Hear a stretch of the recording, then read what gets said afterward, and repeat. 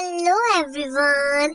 तो आज जो मैं न्यू ड्रामा एक्सप्लेन करने लगी हूँ, इसमें हमारी फीमेल लीड का नाम चामुही है और वो एक बहुत ही सक्सेसफुल सेलिब्रिटी है। इस टाइम पर वो एक इंटरनेशनल प्रोजेक्ट पर शूटिंग के लिए अब्रॉड गई हुई थी और यहीं पर ही एक शो करते हुए वो एक बहुत टॉप पॉइंट तक पहुंचती है, बहुत सारी अपनी एनर्जी वेस्ट करने के बाद। और वहां पर उसका हीरो के साथ कुछ इंटरेक्शन होना था। यहीं पर ही हमें स्टूडियो का सीन दिखाते हैं जहाँ पर उसका ट्रांसलेटर बैठा हुआ था और ये ट्रांसलेटर हमारे ड्रामे का हीरो है और इसका नाम है होजन। क्योंकि ये एक इंटरनेशनल प्रोजेक्ट था, इसमें डिफरेंट लैंग्वेजेस यूज करनी पड़ती थी, इसीलिए हर टाइम पर उसका ट्रांसलेटर होजन उसके साथ कनेक्टेड रहता था। आज भी कुछ ऐसा ही हो रहा था। एक्चुअली उसका ये प्रोजेक्ट एक जापानीज हीरो के साथ था जिसका नाम कुरोसावा है। उसके साथ उसने अपना प्रोजेक्ट तो पूरा शूट करा लिया था, लेकिन आज एंडिंग के टाइम पर उन दोनों की आपस में थोड़ी बहुत इंटरेक्शन थी और एक शो चल रहा था। यहाँ पर वो कहने लगता है कि आज यहाँ का नजारा बहुत सुंदर लग रहा है, कुछ ज्यादा ही सुंदर। ट्रांसलेटर सब कुछ ट्रांसलेट कर रहा था, उसकी ट्रांसलेशन बहुत ही जबरदस्त थी। ऐसा लगता था कि जैसे वो शब्दों को ही नहीं बल्कि इमोशंस को भी साथ में ट्रांसलेट कर सकता है। लेकिन यहाँ पर बोलता बोलता हीरो कुछ ज्यादा ही कह बैठता है और कुरोसावा ने उसे कह दिया था कि ये सीन तो मैंने बहुत दफा देखा है, लेकिन आज ज्यादा सुंदर इसलिए दिख रहा है क्योंकि सीनरी में तुम शामिल हो। और फिर वो उसे बोल ही देता है कि मैं तुमसे प्यार करता हूँ, मुझे तुम बहुत पसंद हो। इस टाइम पर चामुही वेट कर रही थी कि उसका ट्रांसलेटर उसे कुछ बताएगा कि सामने खड़ा लड़का क्या बोल रहा है, लेकिन वो कुछ भी नहीं बोलता। वो तो जैसे फ्रीज ही हो गया था। उसे समझ नहीं आ रही थी कि हीरो का कन्फेशन इसे बताऊं या ना बताऊं। शायद वो मन ही मन में खुद भी चामुही को लाइक करता था, लेकिन फिर इन दी एंड जब बहुत सारी सवालिया नजरें उसकी तरफ थी तो उसे बोलना ही पड़ता है। वो कहता है, मिस चामुही, इसने आपसे अपना प्यार कन्फेस किया है। ये सुनते ही चामुही भी एकदम हैरान रह जाती है और बस इसी शॉकिंग सिचुएशन के साथ ही ये सीन शिफ्ट हो जाता है। हम एक फ्लैशबैक दिखाते हैं, 1 साल पीछे ले जाते हैं। ये वो टाइम था कि जब होजन चामुही के लिए काम ही नहीं करता था बल्कि उससे कभी मिला ही नहीं था। वो तो एक नॉवेल राइटर के साथ उसका इंटरप्रेटर बनकर एक कॉन्फ्रेंस में बैठा हुआ था। उसने बहुत अच्छे से उसके लिए ट्रांसलेशन की थी और राइटर इन दी एंड उसे थैंक्स भी बोलता है और एक गिफ्ट भी देता है। कहता है कि मैं बहुत सारे ब्लंडर्स मार बैठता हूँ। एक्चुअली वो ड्रिंक बहुत ज्यादा करता था, अपने होश गंवा बैठता था, कुछ गलत बातें बोल देता था, लेकिन उसे ट्रांसलेट करते समय होजन इतने अच्छे से संभालता था कि उसे इसके अलावा और कोई भी इंटरप्रेटर पसंद ही नहीं आता था। अब उसका काम तो खत्म हो गया था। अब उसके बाद वो खुद ही सैर करते हुए या फिर किसी की यादों में डूबा हुआ एक खास जगह पर जाने लगता है, जो कि एक रेस्टोरेंट था। ये गलियों में करके बना हुआ बहुत ही पुराना और ट्रेडिशनल स्टाइल का था और उसी टाइम पर चामुही भी जापान पहुंची हुई थी। उस टाइम पर वो एक स्ट्रगलिंग एक्ट्रेस थी। सेलिब्रिटी ना ही कहा जाए तो सही रहेगा क्योंकि कोई उसे पहचानता भी नहीं था। यहाँ पर जब होजन ट्रेन से सफर कर रहा था तो इसी ट्रेन में ही चामुही भी बैठी हुई थी। यहाँ पर होजन को कुछ पुरानी यादें आने लगती हैं।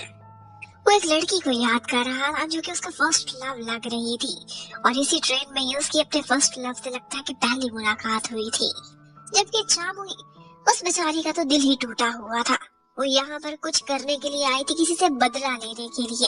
वो उस रेस्टोरेंट में पहुंचती है एक पोस्ट को पढ़ते पढ़ते, यही उसकी डेस्टिनेशन थी। और यहाँ पर उसने पता कराना था कि उसका बॉयफ्रेंड अगर उसके साथ ब्रेकअप करके गया है तो आखिर किस लड़की की वजह से। वो उसे जाकर देखना चाहती थी। उसे यही खबर मिली थी कि उसके बॉयफ्रेंड ने यहाँ पर काम करने वाली एक शेफ की वजह से उसके साथ ब्रेकअप किया है। लेकिन यहाँ पर लैंग्वेज बैरियर बहुत ज्यादा था, उसे समझ नहीं आ रही थी। वो ऐप के थ्रू बात करने की कोशिश कर रही थी, लेकिन ऐप भी सही से वर्क नहीं कर रहा था। उसके अंदर के इमोशंस को, उसके अंदाज को वो सही से ट्रांसलेट नहीं कर पा रहा था। वो गुस्से में बहुत कुछ बोल रही थी, इवन 1-2 गालियां भी दे देती है। उसे लगा था कि मेरी लैंग्वेज यहाँ पर बैठा कोई भी समझ नहीं रहा, लेकिन एक्चुअली उसके बाजू में उस टाइम पर हमारा हीरो होजन बैठा हुआ था। लेकिन उसके हाथ में जो ब्रोशर था उसे देखकर लग रहा था कि ये यहाँ का नहीं है बल्कि कोई और लैंग्वेज पढ़ रहा है। थोड़ी देर बाद उसे रियलाइज होता है कि ये तो कोरियन ही है। वो उससे लड़ने लगती है और कहती है कि तुम जानबूझकर एक और लैंग्वेज पढ़ने का ड्रामा कर रहे थे क्योंकि तुम मेरी बातें सुनना चाहते थे ना। बहुत मजा आ रहा है, मसाला लग रहा है मेरे टूटे दिल की कहानी सुनकर। लेकिन इतने में वहां पर एक बच्चे की तबीयत खराब हो जाती है, जो कि टूरिस्ट के तौर पर वहां पर फैमिली आई हुई थी। वो वहां की लैंग्वेज नहीं जानती थी, वो इटालियंस थे। वो उनके लिए यहाँ पर ट्रांसलेशन करता है और इमरजेंसी की सिचुएशन में उस बच्चे को बाहर एम्बुलेंस तक भी पहुंचाता है, उनकी पूरी पूरी हेल्प करता है। जाते हुए वो अपना सामान उसी कोरियन चामुही के पास ही छोड़कर जाता है। एम्बुलेंस के पास उस बच्चे की मॉम को उसने अपना नंबर दे दिया था कि अगर आगे भी आपको ट्रांसलेशन की जरूरत हो तो मुझे कॉल कर लेना। जब वो वापस आता है तो बाहर खड़ी चामुही उसका वेट कर रही थी। वो उससे सॉरी करती है कि मैंने तुम्हें मिसअंडरस्टैंड किया और उससे कहने लगती कि क्या तुम मेरे लिए ट्रांसलेशन करोगे, मेरे लिए सिचुएशन बहुत डिफिकल्ट हो चुकी है। वो उससे कहने लगता है कर तो लूंगा लेकिन गाली कभी नहीं दूंगा। वो ओके बोल देती है और फिर वो लोग अंदर जाते हैं और यहाँ पर उसे समझ आती है कि जिस लड़की को वो लवर समझ रही थी एक्चुअली वो नहीं थी, बल्कि अंदर से एक और शेफ निकली थी। और सिर्फ इतना ही नहीं, वो शेफ तो प्रेग्नेंट भी थी। ये देखते ही उसकी हवाइयां उड़ जाती है कि मेरे बॉयफ्रेंड ने तो 3 महीने पहले ब्रेकअप किया है और ये तो 7 मंथ की प्रेग्नेंट है। इसका मतलब है कि सिर्फ ब्रेकअप ही नहीं किया इसकी वजह से, वो तो मुझ पर चीट भी कर रहा था। वो गुस्से के मारे कुछ भी नहीं बोलती और वहां से भाग जाती है। इतने में वो लेडी होजन को बताती है कि जो इसका बॉयफ्रेंड था एक्चुअली वो मेरा फर्स्ट लव था, लेकिन ये बच्चा उसका नहीं है बल्कि मेरे एक्स हस्बैंड का है, जिसके साथ अब मेरी डिवोर्स हो चुकी है। और ये मेरी बहुत ही डिफिकल्ट समय है कि जब वो लड़का मेरी हेल्प कर रहा है। वो बाहर जाता है और उसे ये सारा कुछ बताता है कि ऐसा हुआ है और तुम्हारे बॉयफ्रेंड का बेबी ये नहीं है, अब तुम दोनों का ब्रेकअप हो चुका, अपना अपना रास्ता नापो, इसके पीछे पड़ के तुम्हारे जख्म और ताजा होंगे, सब कुछ छोड़ दो। वो दोनों प्यार में और वो लड़का उसकी केयर करता है। अब बस तुम उन पर शक करना बंद करो। तो वो गुस्से में आ जाती है और कहती है कि मैं जो इतनी दूर यहाँ पर भटक रही हूँ, लैंग्वेज बैरियर सह रही हूँ, क्या ये प्यार नहीं है? मेरा प्यार तुम्हें नजर नहीं आता और उनका प्यार प्यार लग रहा है। मेरे साथ दोबारा चलो, मुझे कुछ और बात करनी है। लेकिन वो कहता है मुझे पता है तुमने गुस्सा निकालना है, उनकी चीजें तोड़ के निकाल दो, उसके लिए तुम्हें ट्रांसलेटर की क्या जरूरत है। लेकिन वो कहने लगती है कि नहीं, मैं शांति से बात करना चाहती हूँ। अब वो उसे अंदर लेकर जाती है और कहने लगती है कि इसे बोलो ना किसने बेचारी बनकर सिंपैथी गेम खेलकर मेरा बॉयफ्रेंड मुझसे छीन लिया है। वो बहुत सख्त शब्द बोल रही थी लेकिन वो ये ट्रांसलेट नहीं करता बल्कि नरमी से उसकी बात ट्रांसफर कर देता है। पर आगे से वो लड़की जो कि प्रेग्नेंट थी वो बहुत गुस्से में आ जाती है और बहुत मीन मीन बातें करने लगती है। वो बताती है कि इनफैक्ट तुम्हारा बॉयफ्रेंड, मैं और वो दोनों एक दूसरे का फर्स्ट लव है। उसे मुझसे तभी प्यार हो गया था कि जब वो जापान में पढ़ने के लिए आया हुआ था। उसके बाद मेरा फर्स्ट लव मुझसे किसी ने छीन लिया, ये दिखा करके वो बहुत बेचारी है, उसकी कोई फैमिली नहीं है, उसका बचपन बहुत मुश्किल गुजरा है और वो एक हारी हुई इंसान है। और यहाँ पर इस पॉइंट पर पता चलता है कि जिस बात का दोष वो उस प्रेग्नेंट लेडी को दे रही थी, वही दोष वो उसे दे रही थी कि वो एक थर्ड व्हील बनकर आई है और सिंपैथी गेम खेल रही है। यहाँ पर वो ट्रांसलेट करता लेकिन उसे पता था इस लड़की का दिल टूट जाएगा। पर चामुही उसे ट्रांसलेट करने से रोक देती है और कहती है कि मुझे समझ आ गई है क्या कहना चाह रही है, शब्दों की जरूरत नहीं, इमोशंस पढ़ लिए हैं। मुझे डर है कि मैं इसके सामने न रो दूं, नहीं तो मेरी इज्जत खत्म हो जाएगी। वो यहाँ पर उसे अपने कंधे से लगा लेता है और वो पीछे आंसू गिराने लगती है। वो उस प्रेग्नेंट लेडी को कहता है कि तो सिर्फ आपसे कुछ बात करने के लिए आई थी, इवन के आपके लिए आते हुए एक गिफ्ट भी लेकर आई है और आप इसके साथ कितनी रूड हो रही थी, आपको शर्म आनी चाहिए। वही गिफ्ट जो उस ऑथर ने उसे दिया था उसने आगे किसी को दे दिया था। और फिर वो लोग वहां से बाहर चले जाते हैं। चामुही उससे कहने लगती है कि वो गिफ्ट एक्सपेंसिव था क्या, मैं पैसे दूं, तुमने मेरी इज्जत बचा ली, थैंक यू। लेकिन वो कहने लगता है कि कोई बात नहीं और फिर बस वो दोनों अपने अपने रास्ते चले जाते हैं। थोड़ा आगे बढ़ती तो चामुही की पॉकेट पे फोन रिंग करने लगता है, जो कि उसका नहीं था बल्कि वो तो था होजन का, जो कि उसके सामान के साथ उसकी पॉकेट में ही रह गया था, वो लौटाना भूल चुकी थी। वो भागती हुई वापस आती है, उसे रोकती है, उसे देती है। एक्चुअली ये कॉल उसी इटालियन लेडी की तरफ थी जिसके बच्चे की उसने जान बचाई थी रेस्क्यू करके। वो उसे बताती है कि अब वो ठीक ठाक है और मैं तुम्हारा थैंक्स करना चाहती थी और थैंक्स के तौर पर मेरा एक गिफ्ट एक्सेप्ट कर लो। हमारे रेस्टोरेंट की बुकिंग थी, सब कुछ ऑलरेडी पेड है, वो डिनर तुम जाकर कर लो अगर तुम्हारे पास कोई कंपेनियन है तो। वो सोचने लगता है कि ये सारा कुछ जाया हो जाएगा, चलो कोई बात नहीं, एक्सेप्ट कर लेता हूँ। और यहाँ पर वो चामुही से कहता है कि क्या तुम मेरे साथ डिनर पर चलोगी।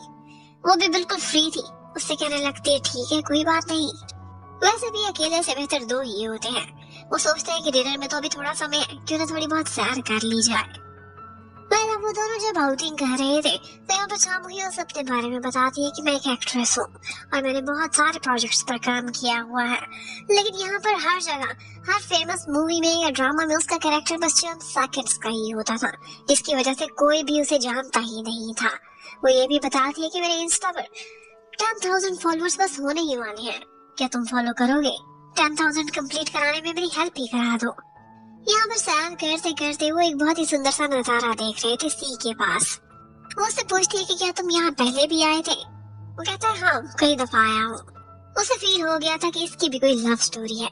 उससे कहने लगती है कि शेयर कर सकते हो मुझसे, लेकिन वो कहता है कि किसी गैर से पर्सनल बातें क्यों शेयर करूं। वो बोलती है गैरों से ही तो शेयर करने का मजा है। बैरियर तुमने दोबारा तो कभी मिलना नहीं, इसीलिए मुझे तुम्हारे सामने कोई शर्मिंदगी भी नहीं हो रही अपने टूटे दिल की लव स्टोरी सुनाकर। तो वो भी उसे बताता कि एक लड़की थी, लेकिन उसने मुझसे गिफ्ट में पूरा आइलैंड मांग लिया था। आज उसकी बर्थडे है और मैं यहाँ पर मनाने के लिए आया हूँ, लेकिन वो लड़की कहाँ है? तो वो कहने लगता है कि वो अपनी बर्थडे अब किसी और के साथ मनाती है। मतलब इतने में वो लोग रेस्टोरेंट तलाश करने लगे थे। उन्हें लोकेशन की कुछ सही से समझ नहीं आ रही थी और इसी बीच उनके बीच एक ट्रेन आने लगती है और गेट्स क्लोज हो जाते हैं। वहीं पर ही खड़े खड़े होजन को एक कॉल आती है और ये कॉल बहुत इंपॉर्टेंट थी। उसे किसी पर्सन को तलाश करने के लिए जाना था जो कि उसी पॉइंट पर था जहाँ से वो भी आउटिंग करके आया था। वो वहीं पर ही पार खड़ी चामुही से कहने लगता कि आगे तुम अकेली ही चली जाओ, डिनर करो, एंजॉय करो, मैं जा रहा हूँ। अभी आइलैंड के पास वही लड़की मौजूद थी जिसकी मैं बर्थडे मनाने के लिए आया हुआ था। उसे कहती है जाओ और अपनी जिंदगी अपना प्यार आजमा लो, भाग के जाओ। उनके बीच ट्रेन आई और उसके बाद होजन वहाँ नहीं खड़ा हुआ था। उसके जाने के बाद उसे थोड़ा सा अफसोस तो जरूर होता है कि मैंने इसे नंबर भी नहीं लिया। क्या मुझे इंस्टा पर फॉलो भी नहीं करेगा? शायद ये वाकई हमारी एक आखिरी मुलाकात थी, बिल्कुल एनोनिमस बनकर रह जाएगा ये। अब उसके बाद वो अपनी कंट्री में वापस आ गई थी। एक छोटे से बजट की एक आम सी मूवी थी जिसमें उसको हीरोइन का रोल मिला था और उसने बहुत खुशी खुशी ले लिया था। पहली दफा वो मेन लीड बनने वाली थी। ये एक हॉरर मूवी थी जिसमें उसका कैरेक्टर था डोरामी का, लेकिन यहाँ पर थोड़ा प्रॉब्लम था उनके बजट के साथ, जिसकी वजह से उनकी स्टंट वुमन भी भाग गई थी। वो अपनी मूवी अपने लीड रोल पर कॉम्प्रोमाइज नहीं कर सकती थी, तो खुद ही वो स्टंट लेने का फैसला कर दिया। सब कुछ अच्छा हो रहा था। वो कहते थे कि जल्दी जल्दी कंप्लीट करो, थोड़ी ही देर में यहाँ पर फायरवर्क्स होने वाले हैं। सीन तो उसने शूट करा दिया था, लेकिन उसके बाद उसकी हार्नेस टूट गई थी। वो उस छोटी सी बिल्डिंग से नीचे गिर जाती है, लेकिन ये भी उसके लिए काफी ऊंची थी और उसके गिरते ही उसके सामने आंखों के फायरवर्क्स होने लगते हैं। उसे ऐसे फील होता है कि जैसे उसके मरने की खुशी में हो रहे हैं और बस इसके साथ ही उसकी आंखें बंद हो जाती हैं। उसकी आंखें खुलती हैं फिर हॉस्पिटल बेड में, जहाँ पर बहुत सारे डॉक्टर्स और स्टाफ उसके सामने खड़े हुए थे। उन्हें उसके होश में आने की बहुत खुशी थी और इसके साथ ही जगह जगह मीडिया ब्रीफिंग स्टार्ट हो जाती है। हिट हो जाने वाली डोरामी बहुत महीने कोमा में गुजारने के बाद अब होश में आ चुकी है। वो न सिर्फ कोरिया में बल्कि बहुत सारे देशों में फेमस हो चुकी थी, क्योंकि उसके डोरेमी वाला कैरेक्टर दुनिया ने बहुत पसंद किया था। वो वाकई एक सेलिब्रिटी बन चुकी थी, एक लीड एक्ट्रेस। जो भी उसका सपना था वो सारे पूरे हो चुके थे। जैसे उसकी आंख बंद हुई थी और फिर खुली थी, उसने वो सारा कुछ हासिल कर लिया था जिसके लिए इतने सालों से स्ट्रगल किया था। उसके मिलियंस ऑफ फॉलोअर्स थे, लोग उसके आगे पीछे थे। उसका हॉस्पिटल रूम गिफ्ट से भर जाता है और उसके होश में आने की ये खबर हमारा हीरो होजन भी देख रहा था। और इसके साथ ये पार्ट खत्म होता है। नेक्स्ट क्या होगा ये देखने के लिए स्टे कनेक्टेड। हमें दिखाते हैं एक फ्लैशबैक। एक्चुअली होजन जब जापान में चामुही से मिला था तो 3 महीने तो वो ओवरसीज अपने ट्रिप पर ही रहा था। जैसे ही वो कोरिया एंटर हुआ था तो उसके ड्राइवर ने उससे पूछा था कि क्या आप कभी किसी सेलिब्रिटी से मिले हैं। एक्चुअली एयरपोर्ट पर एक सेलिब्रिटी के लिए काफी रश लगा हुआ था और सेलिब्रिटी शब्द सुनते ही उसके माइंड में सिर्फ और सिर्फ चामुही ही आती है। वो तुरंत ही उसका इंस्टा ओपन करके चेक करता है। 10,000 फॉलोअर्स होने में उस टाइम पर सिर्फ एक ही फॉलोअर बाकी था और वो उसे फॉलो कर देता है। उसका एक सपना तो उसने पूरा कर ही दिया था। इसके साथ साथ उसे ये भी पता चल गया था कि वो एक हॉरर मूवी की शूटिंग पर गई हुई है। वो मन ही मन में विश करता है कि उसके लिए ये मूवी बहुत सक्सेसफुल रहे। और उसी टाइम पर वहाँ फायरवर्क्स होने लगते हैं। ये वही समय था कि जब वो अपना आखिरी सीन शूट कराते कराते छत से नीचे गिर गई थी। अब फाइनली शामुही बिल्कुल ठीक ठाक हो गई थी और उसे बहुत सारे इवेंट्स पर भी बुलाया जा रहा था। उसकी लाइफ तो एकदम चेंज हो गई थी। उसे ऐसा लगता है कि जैसे मैं मरी हूँ और उसके बाद सीधी स्वर्ग में पहुंच गई हूँ। उसे लाइफ बिल्कुल एक फेरी टेल की तरह से लग रही थी। वो अपने गिरने को अपने मरने के बराबर ही समझ रही थी और ये नई लाइफ वो अपनी पीक पर अपने जश्न को एंजॉय कर रही होती है। वो डिफरेंट जगहों पर जाती है, इंटरव्यूज में, कभी शोज में तो कभी फोटोशूट पर। हर जगह लोग उससे बहुत प्यार करते थे, लेकिन कभी कभी तो उसकी पुरानी आदतें वापस आ जाती है। उसे एकदम लगने लगता है कि ये ड्रेस तो बहुत महंगा है, कहीं खराब ना हो जाए। लेकिन उसका मैनेजर उससे कहता है कि अब तुम डरामी हो, ये सारा कुछ ना सिर्फ तुम पहन सकती हो बल्कि खराब भी कर सकती हो, तुम्हें घंटा फर्क नहीं पड़ता। इसके साथ ही जब उसने पहली दफा अपना इंस्टा चेक किया था तो उसे पता चला था कि उसके 10 मिलियन फॉलोअर्स होने वाले हैं। लेकिन यहाँ पर पहली दफा उसके साथ कुछ अजीब सा होता है। एक दफा वो मिरर में देखती है तो उसे लगता है कि उसके सामने डोरामी बैठी हुई है जो उस पर हंस रही है। लेकिन वो एकदम नर्वस हो जाती है, दूसरों से ये बात छुपा लेती है। उसे हेलुसिनेशन हुई थी। दूसरी तरफ हमें होजिन को दिखाते हैं। उसका घर किसी फार्म हाउस से कम नहीं था, बहुत बड़ा था, जो कि उसके ग्रैंडपा उसके लिए छोड़ कर गए थे। और इसके साथ साथ वहाँ पर बेशुमार बुक्स भी थी जो कि एंटीक्स के लेवल तक मानी जाती थी। वो तो ज्यादातर ओवरसीज ट्रिप पर ही रहता था, तो उसके अंकल अक्सर ही इस घर को गेस्ट हाउस के तौर पर यूज करते थे और काफी सारा पैसा भी कमा रहे थे। कहते हैं कि घर फारिग पड़ा हुआ है, अच्छा है ना, लोग आते रहते हैं, रौनक बनी रहती है। ये सारी की सारी बुक्स एक्चुअली उसकी मम्मी के नाम पर थी और वो कहता है कि मम्मी को ओवरसीज से बुलाओ ना, आए और अपनी बुक्स लेकर जाए। लेकिन उसके अंकल का कहना था कि इसके लिए तो पूरा एक शिप चाहिए और वो जल्दी नहीं आएंगी, तुम अपनी शादी कराओ ना, शायद तुम्हारी शादी के बहाने ही आ जाए। और बस इसी के साथ ही उसे पता चलता है कि जो भी उसके रिलेटिव्स या उसके क्लोज लोग हैं वो आजकल उस पर शक कर रहे हैं कि जैसे उसने उसी सेलिब्रिटी को डेट किया है जो कि आजकल डोरामी के नाम से जानी जाती है। एक्चुअली शामुही ने अपने इंस्टाग्राम पर एक फोटो पोस्ट की थी और वो जापान की थी। उसी फोटो में होजिन भी खड़ा हुआ दिखाई दे रहा था, लेकिन उसका सिर्फ साइड पोस्ट था। लेकिन उसके करीबी लोग तो उसे पहचान चुके थे। वो हर किसी को एक्सप्लेन कर करके थक गया था कि ऐसा कुछ भी नहीं हुआ, मैं उस गर्ल के साथ ट्रिप पर नहीं था और न ही मेरा उस सेलिब्रिटी से कोई भी लेना देना था। इवन कि वो अपने फ्रेंड्स के सामने प्रिटेंड करने की भी कोशिश करता है कि इस लड़के की शक्ल मुझसे कितनी मिलती है ना, लेकिन वो आगे से कहने लगते हैं कि बेवकूफ बनाना है तो किसी और को बनाना, तुम्हें तो हम मास्क में भी पहचान लेंगे। अब एक दफा वो टीवी पर एक शो देख रहा था जो कि शामुही ही कर रही थी। यहीं पर उसके माइंड में ख्याल आता है कि मैं उससे एक मुलाकात करने की कोशिश तो करूं। और फिर फाइनली वो दिन आ ही जाता है कि जब शामुही का एक इंटरनेशनल मैगजीन के साथ एक इंटरव्यू था और वहाँ पर उसने एक इंटरप्रेटर भी अरेंज कराया हुआ था। वो इंटरप्रेटर और कोई नहीं बल्कि आगे से होजिन ही निकलता है। वो उसकी आवाज सुनते ही शॉक्ड रह जाती है, मुड़कर उसे देखती है और उसका मन कर रहा था कि तुरंत ही से बातें करना स्टार्ट कर दे, लेकिन उन लोगों के सामने से रिजर्व होना पड़ता है। यहाँ पर वो लोग भी उससे पूछते हैं कि तुम्हारी इंस्टा पर एक फोटो है जिसके बारे में लोग कहते हैं कि वो लड़का शायद तुम्हारा कोई रोमांटिक बॉयफ्रेंड था, लेकिन वो कहने लगती है कि ऐसा कुछ भी नहीं है, वो एक स्ट्रेंजर था जिसने मेरी हेल्प की थी। हाँ, लेकिन वो इतना जरूर बोलती है दबे दबे शब्दों में कि जब भी मैं कहीं जाती हूँ तो मुझे ये ख्याल जरूर आता है कि शायद अजनबी रास्तों पर एक हैंडसम अजनबी मुझे दिखेगा और मेरे दिल की धड़कनें तेज हो जाएंगी। अब ये बात सुनते ही उसके पीछे बैठा होजिन भी ब्लश करने लगता है। अब उसके बाद वो मैनेजर से कह रहा था कि मुझे 2 मिनट शामुही से एक बात करनी है, मुझे उससे मिलवा दो। और वो तो उस टाइम पर वैन में बैठी अपना खाना खा रही थी। उसका स्केड्यूल बहुत टाइट होता था, उसे खाने का समय भी ढंग से नहीं मिलता था। अभी तो उन दोनों ने हेलो हाई किया था कि वो लोग अपने अगले वेन्यू पर पहुंच जाते हैं। वहाँ के इंटरव्यू के लिए पहले ही लेट हो चुकी थी तो उसे तुरंत ही गाड़ी से बाहर निकलना पड़ता है, लेकिन वो जाते जाते उससे कहती है कि 2 घंटे लग जाएंगे, क्या तुम मेरा वेट कर सकते हो? वो कहता है कर लूंगा। अब वो लोग जैसे ही इंटरव्यू के लिए उस टीवी शो की तैयारी कर रहे थे तो वहीं पर उसके मैनेजर का हेडफोन पड़ा हुआ था। वो बाहर निकल जाता है और अंदर मेकअप रूम की सारी बातें आउट हो जाती हैं। वहाँ पर मुही से वो लोग यही कह रहे थे कि आज जो लड़का इंटरप्रेटर था वो तो बहुत हैंडसम था, क्या ये वही नहीं था जो आपकी फोटो में भी है? हमने तो पहचान लिया है। लेकिन वो कहने लगती है कि ऐसा कुछ भी नहीं है जैसा तुम लोग सोच रहे हो, वो सिर्फ एक स्ट्रेंजर था। हाँ, लेकिन ये सच है कि उसका और मेरा वो एक दिन बहुत ही सुंदर बीता था। उसके बारे में फीलिंग्स रखती थी और ये बात कहीं ना कहीं होजिन को भी अंदाजा हो ही रही थी।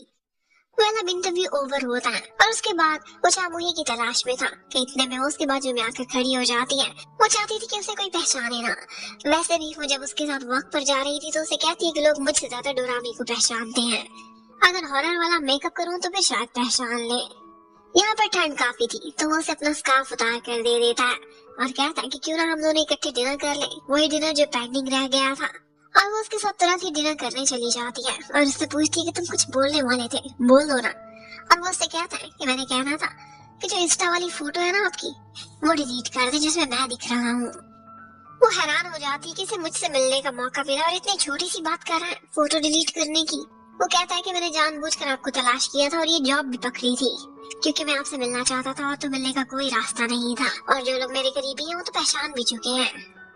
कल को आपके लिए कोई दिक्कत ना हो इसलिए बेहतर होगा डिलीट कर दें। लेकिन वो अपना फोन निकालती है, वो फोटो डिलीट ही करने वाली थी कि उसे कहती है कि अगर डिलीट कर दिया तो फिर तो लोगों को और ज्यादा शक हो जाएगा, ऐसा लगेगा कि मैं इतनी फेमस हो गई इसलिए मैंने अपने पुराने बॉयफ्रेंड को डंप कर दिया है, वो लोग उससे भी ज्यादा तुम्हारा पीछा करेंगे।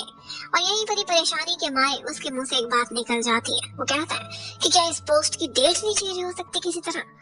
और फिर उसे समझ आ जाती है कि वही लड़की जो उसका फर्स्ट लव थी, उस दिन उसकी बर्थडे थी और उसी की याद में उस पॉइंट पर गया हुआ था जहाँ से उनकी यादें जुड़ी हुई थी। और वो ये नहीं चाहता था कि उस लड़की को पता चले कि वो उस पॉइंट पर गया हुआ था या फिर वो किसी और का बॉयफ्रेंड बन गया था, ये मिसअंडरस्टैंडिंग भी ना हो।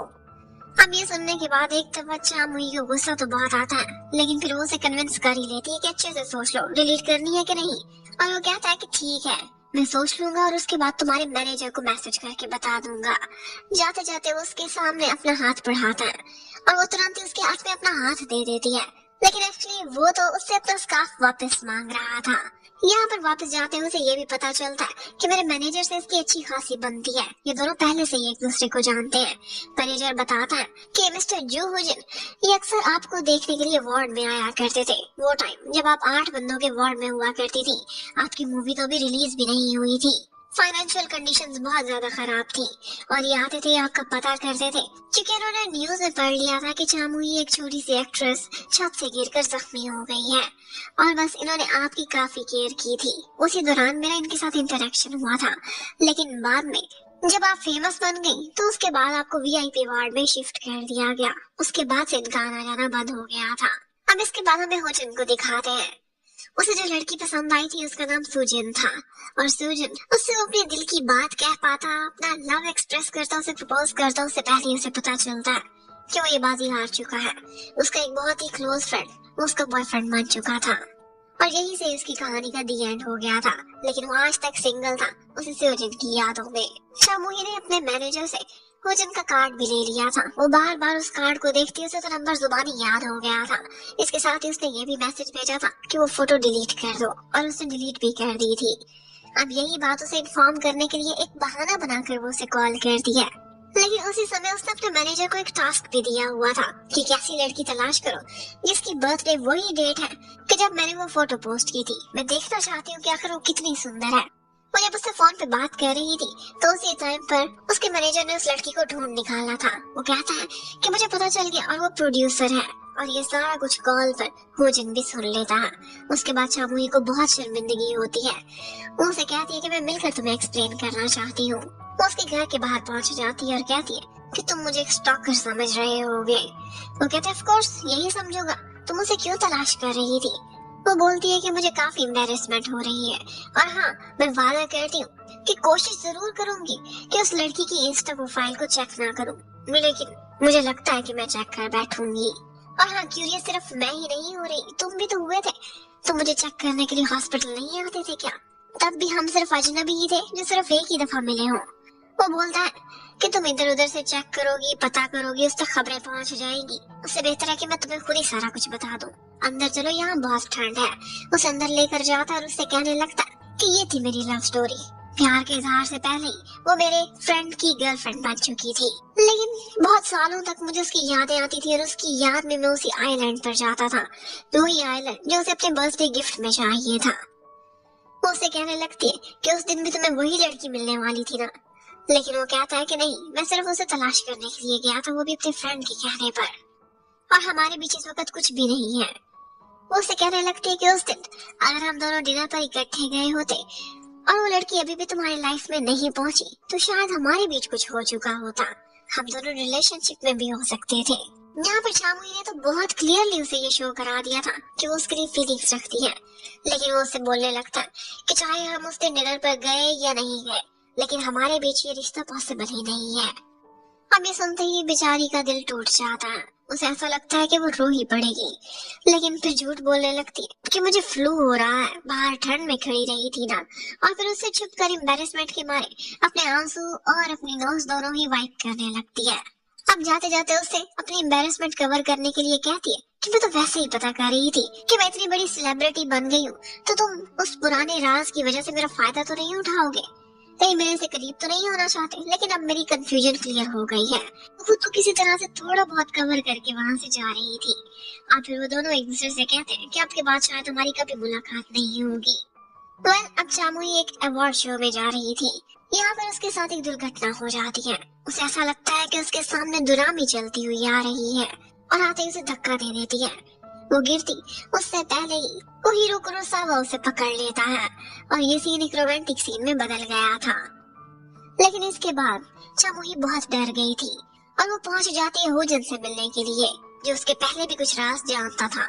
और अब वो उसके सामने रोती हुई बैठी थी और उससे कहने लगती है कि लास्ट टाइम जब हम मिले थे तो तुमने मुझे कहा था कि हमारे बीच रिलेशनशिप तो नहीं हो सकता, लेकिन फिर भी मैं चीयर करूंगा तुम्हारी हर खुशी को देखकर।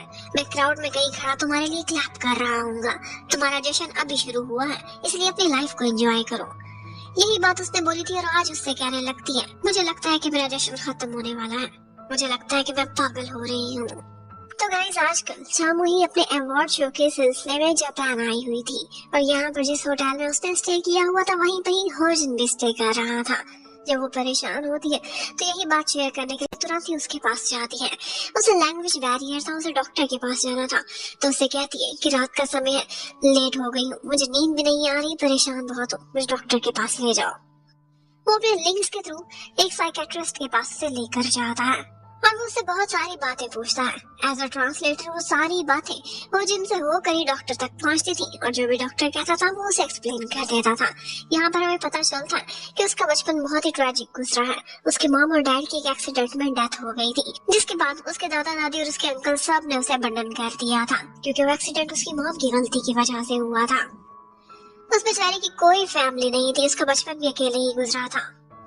इसके साथ साथ एक तो बचपन में उसका एक्सीडेंट हुआ था, दूसरा अभी थोड़े अरसे पहले ही वो इतनी बड़ी बिल्डिंग से गिरी थी। डॉक्टर बोलता है कि हो सकता है तुम्हारे सर पर चोट हो, इसलिए पहले जाओ और एक न्यूरो सर्जन से अपना चेकअप कराओ, फिर साइकेट्रिस्ट के पास जाना अगर जरूरत पड़े तो। बाद में वो होजन के सामने काफी शर्मिंदा होती है और कहने लगती है कि तुम्हारे सामने मैंने प्रपोज किया, तुम्हें रिजेक्ट हो गई और अब ये सारे राज, मेरे सारे डाउन चीजें सब कुछ तुम जानने लग गए हो। होजन उसके लिए परेशान हो रहा था। वो उसे कहने लगता है कि डरामी तुम्हारे अंदर कुछ ज्यादा ही घुस गई है, तुम्हारे लिए बेहतर होगा कि अब ज्यादा सोशल गैदरिंग्स में ना जाओ। लेकिन उसका कहना था कि अपने मशवरे अपने पास रखो, मुझे बहुत मुश्किल से जश्न का समय मिला है और मैं दिल खोल कर जश्न मनाऊंगी।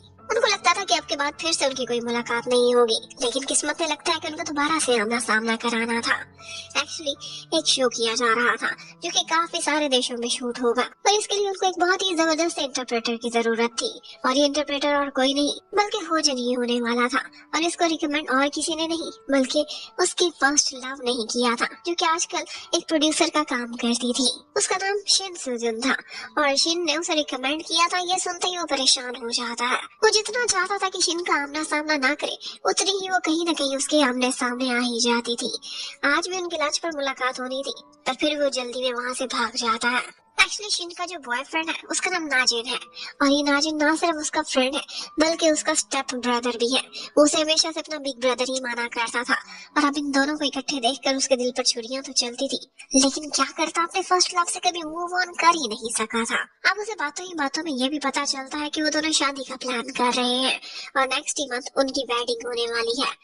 ये सुनते ही उसके मन में ख्याल आता है कि ये जो प्रोजेक्ट मिला है तो 3 महीने मुझे अब्रॉड रहना पड़ेगा, अच्छा होगा कि मैं इनकी शादी मिस ही कर दूं। वो ये सीन अपनी मेमोरी में हमेशा के लिए सेव नहीं करना चाहता था। दूसरी तरफ हमें दिखाते हैं कि कुरोसावा और शामुई का वही रेड कारपेट वाला सीन काफी वायरल हो गया था और इसके बाद उन्होंने सोचा था कि इस शो में हमने हीरो के तौर पर तो कुरोसावा को ही लेना है, तो क्यों ना हीरोइन शामुई को ही ले ले। उसका इमेज तो थ्रिलर और हॉरर टाइप का था, लेकिन उनको मिलाने से एक ऐसा ब्लैक पिंक सा मिक्सचर बनेगा कि जिसके थ्रू उन्हें ये आशा थी कि उनका शो भी ब्लैक पिंक की तरह से बहुत हिट जाएगा। अब होजन एज एन इंटरप्रेटर वहाँ पर इंटरव्यू और बात करने के लिए जब पहुंचा हुआ था वहीं पर उसका आमना सामना चामुही से होता है। यहीं पर उसे मालूम पड़ता है कि इसी को ही वो लोग मेन लीड के तौर पर कास्ट करने वाले हैं। पर जिस समय वो उसे एक छोटा सा शूट करा रहे थे इंटरव्यू के तौर पर, लेकिन अपना इंट्रोडक्शन देते समय उसे वहाँ पर डोरामी दिखाई दे जाती है, जिसके बाद वो बहुत नर्वस हो जाती है। उसे सही से बोला भी नहीं जा रहा था। अब प्रोड्यूसर डायरेक्टर सब यही सोचने लगते हैं कि इसकी मूवी इतनी हिट कैसे चली गई, इसे तो ढंग से बोलना भी नहीं आता। वो बेचारी पीछे बैठी ये सारा कुछ सुन रही थी। ये सुनकर तो वो और भी डिप्रेशन में चली जाती है। एक्चुअली उसने अपना स्कैन कराया था, उसमें से सब कुछ ठीक निकला था और अब उसे साइकियाट्रिस्ट के पास भेजने का टाइम हो गया था। लेकिन उसने पहले ही एक चक्कर शमन का भी लगा लिया था और शमन ने भी उसे इनकार कर दिया था। वो सोचने लगती है कि मैं अपने अंदर के इस डर से खुद ही लड़ सकती हूँ। ऐसी मेडिसिन को जेला तो पता नहीं मेरी बॉडी पर क्या इफेक्ट्स लाएंगे। पर होजिन उससे कहने लगता है कि तुम ये कैसे कर सकती हो खुद के साथ, तुम्हें चाहिए तुम प्रॉपर ट्रीटमेंट लो। जिस तरह का आज तुमने शूट दिया इंटरव्यू के समय, तुम डरी हुई लग रही थी। तुम्हारे चेहरे पर इतनी घबराहट थी कि मुझे देखकर घबराहट हो रही थी। तुम एक रोमांटिक शो के लिए कैसे ये रोल दे सकती हो इस फेस के साथ और इस तरह की एक्टिंग के साथ। उसने बहुत क्लियर कट और चुभती हुई बातें उसे की थी, जिसके बाद चामुही का मूड बहुत खराब हो जाता है। वो गुस्से में आ गई थी और उससे कहने लगती कि अभी के अभी इस शो से चले जाओ। तुम मेरे सारे राज जानते हो, क्या मेरा भांडा फोड़ोगे? और मुझे ये भी पता है कि तुमने अपनी फर्स्ट लव सीन की वजह से ही ये प्रोजेक्ट लिया है, क्योंकि उसने तुम्हें रिकमेंड किया है ना। उसकी सिफारिश को तो तुम कभी भी नहीं टालोगे। अब ये सुनते ही इन दोनों की लड़ाई हो जाती है और होजिन वहाँ से चला जाता है। अब एलिवेटर में भी आज उसे डोरामी दिखाई दे रही थी और पहली दफा वो तो उससे बातें भी करने लगी थी। अब वो बहुत डर जाती है और जैसे ही एलिवेटर खुलती है तो सारे क्रू के सामने वो काफी गुस्सा करती है और उनसे कहती है कि आज मैंने तुम लोगों को डरा दिया। क्या हुआ? मुझे निकालना चाहते हो तो मुंह पर बोल दो। मेरे पीछे क्यों बातें कर रहे थे? क्या मैं डोरामी हूँ जो तुम लोगों को कोई नुकसान पहुंचाऊंगी? उसने बहुत ओवर रिएक्ट किया था और वहां से निकल गई थी। अब होजिन को बाद में उसकी फिक्र होने लगती है। वो सोचता है कि वाकई मैंने उसे बहुत चुभती हुई बातें की थी। एक तो पहले ही बेचारी बीमार है और ऊपर से मेरे इस बिहेवियर की वजह से वो और भी बीमार हो जाएगी, क्योंकि दुनिया में एक मैं ही तो हूँ जो उसका राज जानता हूँ और उसकी तो कोई फैमिली भी नहीं है। उधर मोही को भी पता चल गया था कि उसने बहुत बुरा बिहेव किया है, तो वो उसे एक जगह पर जाकर मिलती है, उसे सॉरी करती है, लेकिन वो भी उसे सॉरी बोल रहा था। साथ ही साथ मोही बहुत डाउन भी फील कर रही थी। उसे लग रहा था कि ये प्रोजेक्ट उसके हाथ से निकलने वाला है। एक्चुअली उसका इमेज बन चुका था हॉरर और थ्रिलर टाइप का, लेकिन ये इमेज वो अपने ऊपर से हटाना चाहती थी। पहली दफा उसे कोई रोमांटिक प्रोजेक्ट मिला था और वो इसके थ्रू खुद को प्रूफ करना चाहती थी। साथ ही साथ वो कहने लगती है कि मुझे कभी इतना ट्रैवल करने का मौका नहीं मिला और इस शो के थ्रू 3 महीने हम बहुत सारे देशों में घूमेंगे और ऐसी ऐसी जगहों पर जाएंगे जहाँ पर इंडिविजुअली जाना बिल्कुल मुश्किल है। यहाँ पर वो लोग अरोरा का भी नजारा करने वाले थे, लेकिन वो सैड हो गई थी। इतने में उसे एक कॉल आती है और उसके मैनेजर ने बताया था कि तुम्हारे लिए तो कॉन्ट्रैक्ट भी आ गया है। उन्होंने तो यस बोल दिया है। ये सुनते ही वो हैरान और परेशान रह जाती है। मूर्ति और होजिन से कहने लगती है कि तुम्हारे पास भी अभी भी ऑफर ओपन है ना, प्लीज इनको यस कर दो। एक अनजाने देश में मैं जाऊंगी, पता नहीं कहाँ कहाँ का ट्रैवल करूंगी और वहाँ पर मुझे लैंग्वेज बैरियर होने वाला है। तुम साथ हो, मेरे हर राज को भी जानते हो, तुम्हारे साथ मुझे प्रोटेक्टेड फील होगा। प्लीज इस प्रोजेक्ट के लिए यस कर दो। वो पहले तो उसे डांटता है कि कभी हाँ कभी ना, तुमने मुझे सही तंग किया हुआ है, लेकिन फिर वो उसे रिक्वेस्ट करती है कि मेरी आखिरी विश समझकर इसे पूरा कर दो और साथ ही साथ उसे लालच भी देने लगती है कि हम बहुत सारी सैर करेंगे, इस देश में जाएंगे और इसके साथ साथ इकट्ठे हम अरोरा का भी नजारा करेंगे। प्लीज। वो इतनी क्यूट सी फेस बना रही थी कि उसकी भी हंसी निकल जाती और वो भी यस करने का फैसला कर लेता है। वेल, तो फाइनली इस प्रोजेक्ट पर काम स्टार्ट हो जाता है। हीरो और हीरोइन को ऑन स्क्रीन ये सरप्राइज दिया जाता है, उसकी शक्ल दिखाकर कि तुम्हारे साथ कपल कौन बनने वाला है। ये देखते ही के सामने उसके कुरुसावा आने वाला है। चामुही तो काफी खुश हो जाती है क्योंकि उसे रोमांस किंग का नाम दिया गया था। उसने बहुत बड़े बड़े प्रोजेक्ट्स किए थे। अपने पहले ही रोमांटिक प्रोजेक्ट में उसके साथ काम कर रहा उसकी लक थी, लेकिन कुरुसावा की तो शक्ल देखने वाली थी। जैसे ही उसे मालूम पड़ा था कि उसकी हीरोइन कोई और नहीं बल्कि एक ज़ॉम्बी होने वाली है। वो हमेशा ज़ॉम्बी और डोरामी के नाम से ही मशहूर रही थी, लेकिन वो प्रोजेक्ट से इनकार तो कर नहीं सकता था। ऑफ कोर्स उसने साइन कर लिया था। वेल, फाइनली अपने शो के स्टार्ट में पहली शूटिंग के लिए वो लोग कनाडा पहुंच जाते हैं। चामुही ने फैसला किया था कि वो हीरो वाले होटल में नहीं रहेगी बल्कि वो स्टाफ वाले होटल में रहेगी, और इसकी वजह और कोई नहीं बल्कि सिर्फ ये थी कि उसका इंटरप्रेटर उसके करीब रहे, जो कि होजिन होने वाला है। यहाँ पर होजिन को एक बात पता चलती है और वो ये थी कि हीरो ने उसे बिल्कुल भी पसंद नहीं किया और वो उसे शूट के बीच बहुत तंग करने वाला है। डायरेक्टर आकर कहता है कि अगर वो कोई बहुत ही स्ट्रिक्ट बात कर ले तो प्लीज आप वैसे नहीं, थोड़ा बदल के उसे लीनिएट करके ट्रांसलेट कर देना ताकि डोरामी को ज्यादा बुरा ना लगे। लेकिन इस बात पर एकदम होजन को गुस्सा आ जाता है। वो कहने लगता है कि उसका नाम चामुही है, आप क्यों उसे बार बार डोरामी कहते हैं। होजन को होटल में चामुही के बिल्कुल सामने वाला स्वीट मिला था और ये स्वीट वो उसके मैनेजर के साथ शेयर कर रहा था। चामुही उसे देखना चाहती थी, उससे मिलना चाहती थी, तो अपने मैनेजर से मिलने के बहाने वहाँ पर जाती है, नॉक नॉक करने लगती है और अपने मैनेजर को आवाजें दे रही थी और फिर हैरान होकर कहती, अरे तुम यहाँ पर हो। तो वो बोलता है कि तुम्हारे मैनेजर की कॉल है, अभी तुम मुझसे मिलकर आई थी ना, अपना फोन वहाँ भूल आई हो। अब उसकी ये चोरी तो रंगे हाथों पकड़ी गई थी। वो बहुत शर्माती है और होजन को समझ आ जाती है कि सिर्फ उसी को ही देखने के लिए आई थी। वो कहने लगती है कि ठीक है मैं पकड़ी गई, लेकिन इस खुश फहमी में ना रहना कि मैं तुम्हें देखने के लिए मरी जा रही थी। अरे नहीं, मैं तो तुमसे कुछ बात करना चाहती थी। और वो उसे अपनी साइकेट्रिक हेल्थ के बारे में बताने लगती है। कहती है कि अक्सर मुझे डोरामी नजर आती है, मुझसे बातें भी करती है, लेकिन मैं समझ गई हूँ कि वो मेरे अंदर से, मेरे मन और मेरे दिमाग में मेरा डर है। मुझे हमेशा लगता है कि खुशियाँ खत्म होने वाली है और यही बातें आकर वो मुझे कहने लगती है। जिस दिन मैंने इस डर पर काबू कर लिया, मुझे लगता है कि डोरामी भी गायब हो जाएगी। अब इसके साथ ही उसे ख्याल आने लगता है, डोरामी अक्सर उसके सामने आकर उसे छेड़ा भी करती थी और वो भी होजन की बातें करके।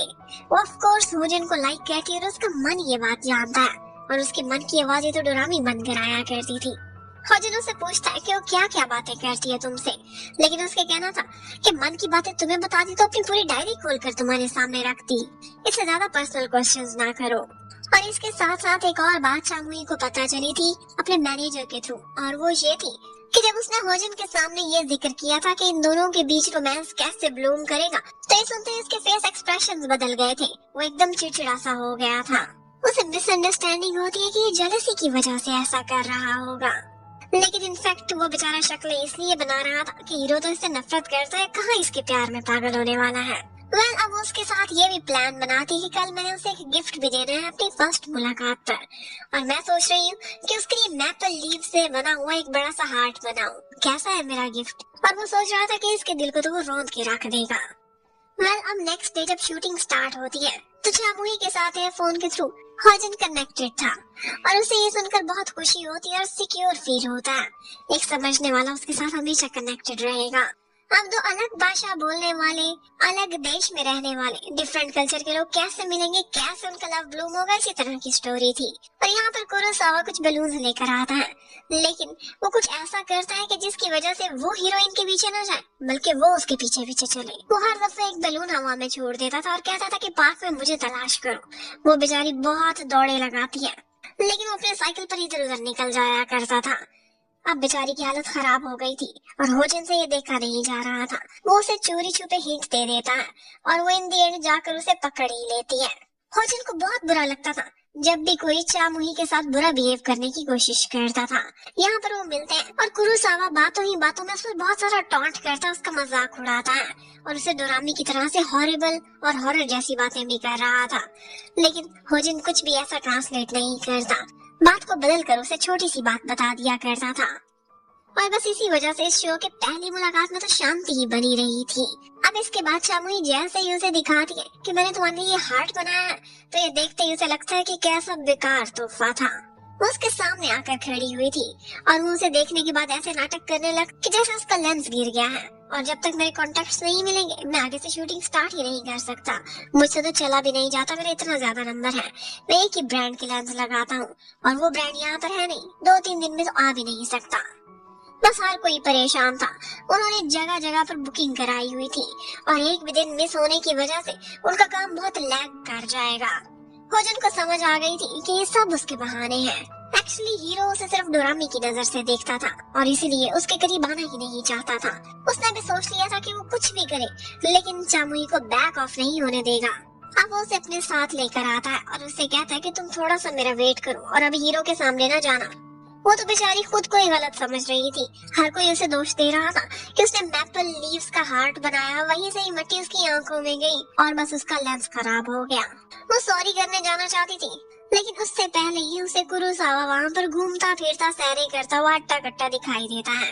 उसे समझ आ जाती है कि इसने झूठ बोला था। वो जैसे उसे देखती है तो उसके अंदर की डोरामी बाहर आ जाती है। उसके हाथ में एक पत्थर देती है और कहती है खींच के मारो इसे, लेकिन वो खुद को शांत कर देती है, उसकी बात नहीं मानती। कुरोसावा ने भी उसे देख लिया था और समझ गया था कि ये मुझे देख चुकी है। जबकि उसी टाइम पर पीछे से होजिन भी आ रहा था। वो उसे देखते ही कहने लगती है कि ये मुझे लाइक नहीं करता, इसी वजह से इसने इस शूटिंग में इनकार किया है ना। और ये लंबी लंबी बातें बोल रहा था, तुम शॉर्ट करके ट्रांसलेट कर रहे थे। ये मुझे बुरा भला बोल रहा था। वो रो रही थी, गुस्सा कर रही थी।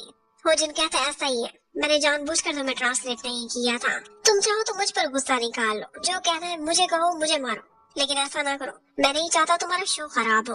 अब उसके बाद वो सीधा जाता है कुरोसावा के पास और उसे एक ऐसी चीज देता है कि जिसके बाद सबको यही खबर मिलती है कि उसके लेंस मिल गए हैं। उसके पास एक एक्स्ट्रा पैक था और वो कल शूटिंग पर आ सकता है। एक्चुअली उसने उसकी कमजोरी पता चला ली थी उसकी मैनेजर के थ्रू, और वो ये थी कि वो आइस हॉकी का मैच देखना चाहता है, पर उसके पास टिकट्स नहीं है। ये टिकट बहुत मुश्किल से मिलते थे और वो होजिन ने हासिल किए थे। होजिन ने ऐसा किया था कि कोरिया से आए हुए बहुत सारे स्नैक्स थे जो कि मैनेजर लेकर आया था। उसने वो चोरी छुपे अपने एक फ्रेंड को दे दिए थे जो कि यहाँ पर मिलना मुश्किल थे, और उसने किसी न किसी तरह से ये टिकट अरेंज कर दी थी। वेल, जुगाड़ तो उसने लगा लिया था और फाइनली शूट भी दोबारा से रेडी हो चुका था। अब वो चामुही के पास जाता है जो कि उससे भी नाराज थी। वो कहने लगता है कि मैंने इसलिए वो सारा कुछ ट्रांसलेट नहीं किया था क्योंकि मैं खुद भी अपसेट हो गया था। तुम्हारे बारे में कोई बुरा बोल रहा था, मुझे बिल्कुल भी अच्छा नहीं लग रहा था और मैं तुम्हें भी हर्ट नहीं करना चाहता था। और साथ ही साथ उससे कहता है कि तुमने कल बताया था कि डरामी ने तुम्हें पत्थर दिया था। हाँ, तुमने अच्छा किया, उसे पत्थर नहीं मारा, लेकिन अब की बार उसे ये जरूर रियलाइज करा देना कि तुम्हारे हाथ में पत्थर है और तुम कभी भी खींच के मार सकती हो ताकि वो तुम्हें लाइट ना ले। वेल, अब शूटिंग के टाइम पर कुरोसावा काफी शर्मिंदा नजर आ रहा था क्योंकि कल उसने देखा था कि चामुही ने उसे रंगे हाथों पकड़ लिया है झूठ बोलते हुए, इसीलिए वो उससे नजरें मिलाते हुए भी नजरें चुरा रहा था।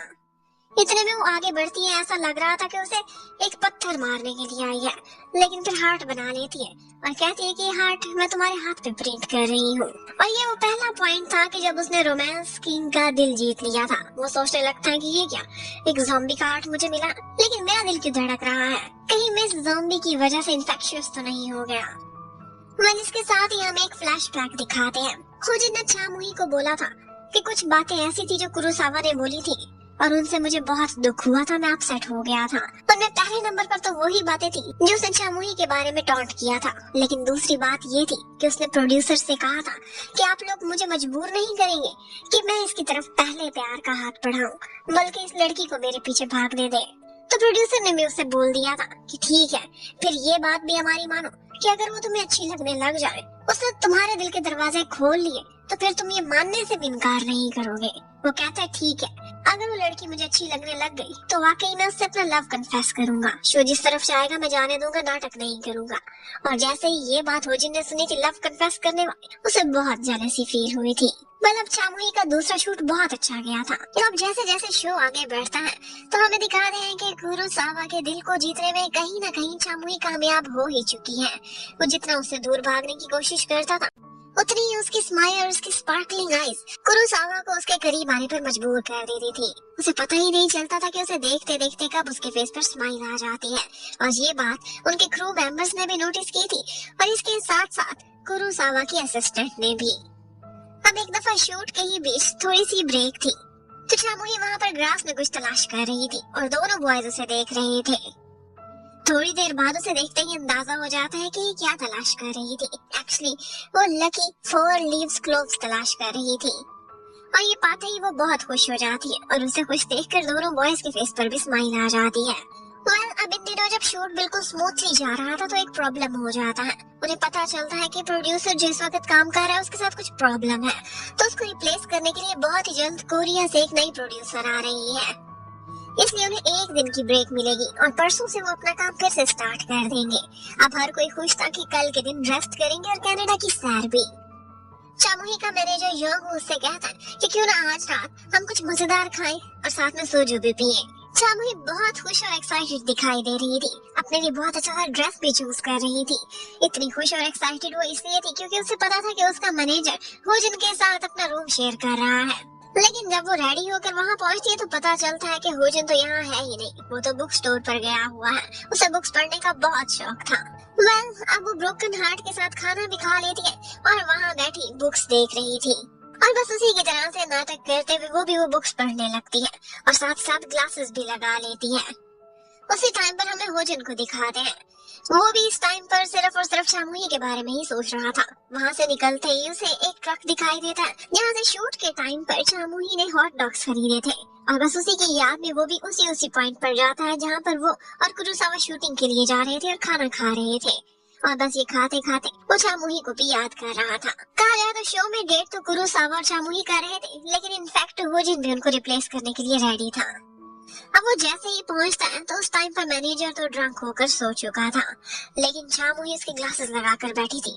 उसे देख कर ही डर के वो बुक तो रख देती है, लेकिन भूल जाती है कि उसके ग्लासेस पहने हुए हैं और बस कमरे से बाहर निकल जाती है। वो बार बार उसे देख रहा था, सोचने लगती है कि मैं बहुत सुंदर लग रही हूँ ना, लेकिन फिर वो उसके पीछे पीछे आता है और उससे कहने लगता है कि मेरे ग्लासेस मुझे वापस कर दो। अब चामुही का बहुत मन कर रहा था कि उसे कहे कि मेरे साथ चलो, क्यों ना हम थोड़ी सी आउटिंग कर रहे हैं या फिर इकट्ठे बातें करें बैठकर, लेकिन फिर शर्मा कर उसे कहती नहीं है। पर ऊपर वाले ने यही उनकी किस्मत में लिखा हुआ था। इनफैक्ट होजिन अपना की कार्ड अंदर ही भूल गया था और इस टाइम पर योंगहो तो ड्रंक था, उसे जितने भी कॉल्स कर रहे थे वो फोन ही नहीं उठा रहा था। और चामुही कहती है अब तुम क्या करोगे?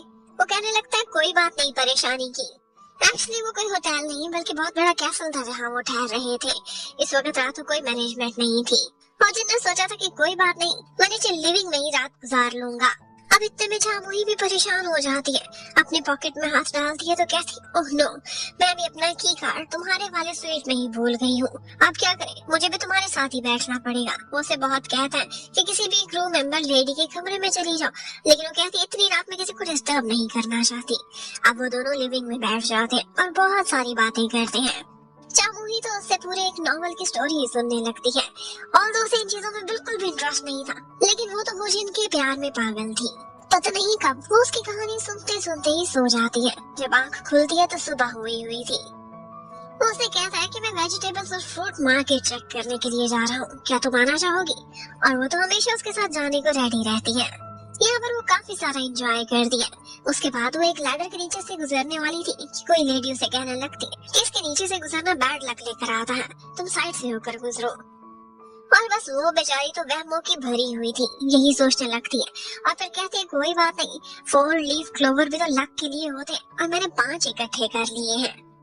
और ये मैंने इसलिए किया ताकि कल रात मौसम अच्छा हो और हम सबको शूट के बीच ऑरोरा दिख जाए।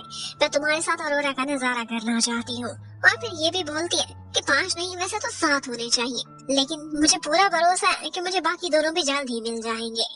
अब उसके बाद वो कुछ सामान रखने के लिए गाड़ी में जाती है और वहाँ पर भी घास में बैठी वो वही तलाश कर रही थी। उसे एक और 4 लीफ क्लोवर मिल जाता है।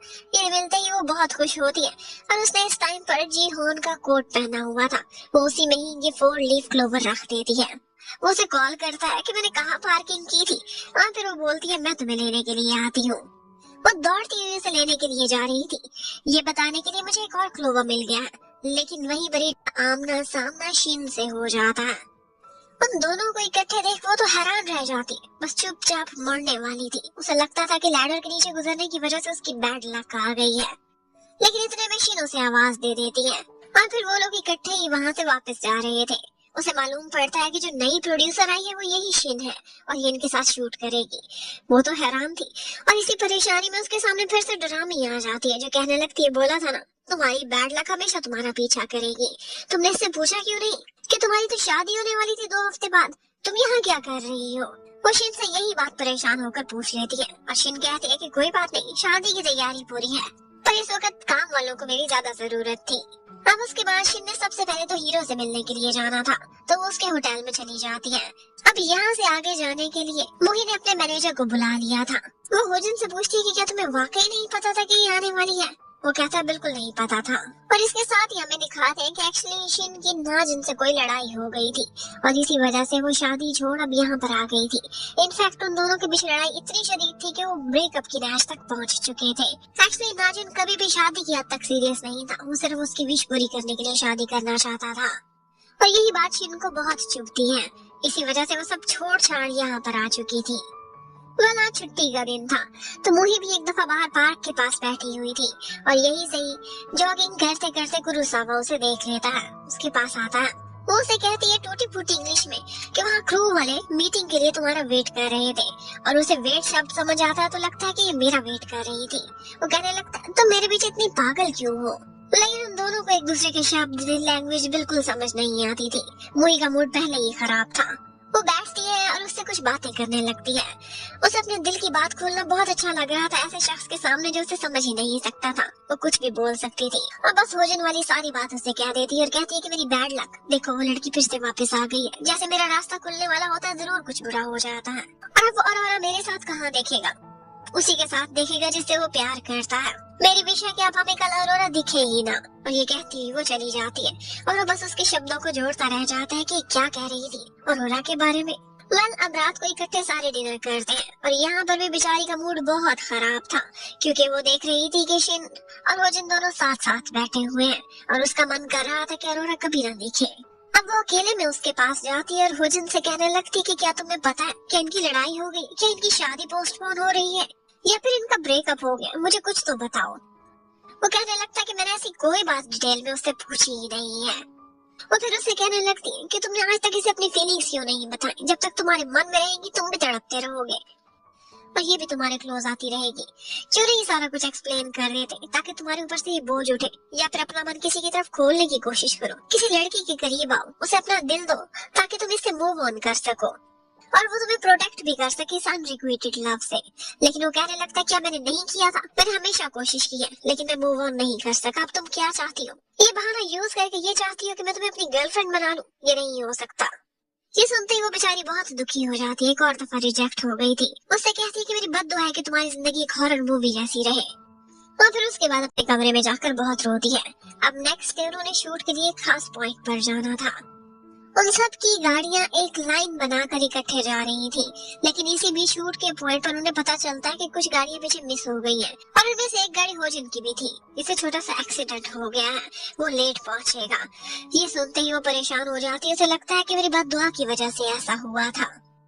और आज के दिन उसकी इंटरप्रेटर एक और लेडी होने वाली है जो कि सेकेंडरी उन्होंने यूज करनी थी और वो कुरुसावा की मैनेजर भी थी। आज के दिन जब वो कुरुसावा के साथ बैठी हुई थी तो उसकी आंखें स्पार्कल नहीं कर रही थी और ये बात कुरुसावा ने भी नोटिस की थी।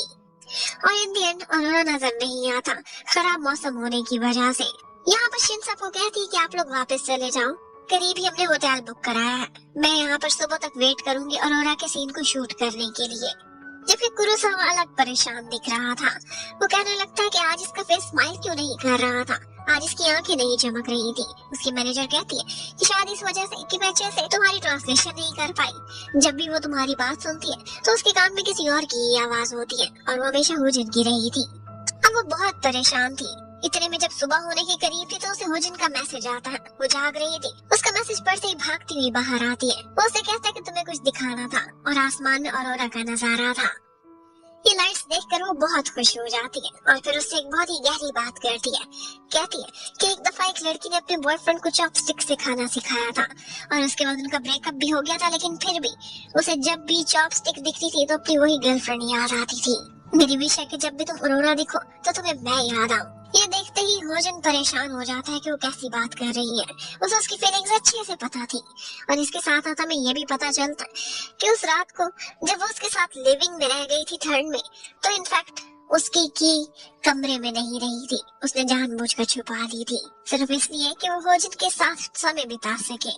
अब उसे परेशान देखकर वो कहने लगती है कि परेशान क्यों होते हो, सोल में कभी भी अरोरा नहीं दिखता, इसलिए तुम्हें मेरी याद आने का कोई चांस नहीं है। और इसके साथ ही हमें दिखाते कि अरोरा शायद इसलिए दिख गया था क्योंकि सातवां क्लोवर भी मिल चुका था और वो एक्सीडेंट के समय जब गाड़ी खराब हो गई थी तो बैठा होजन घास में से तलाश कर रहा था।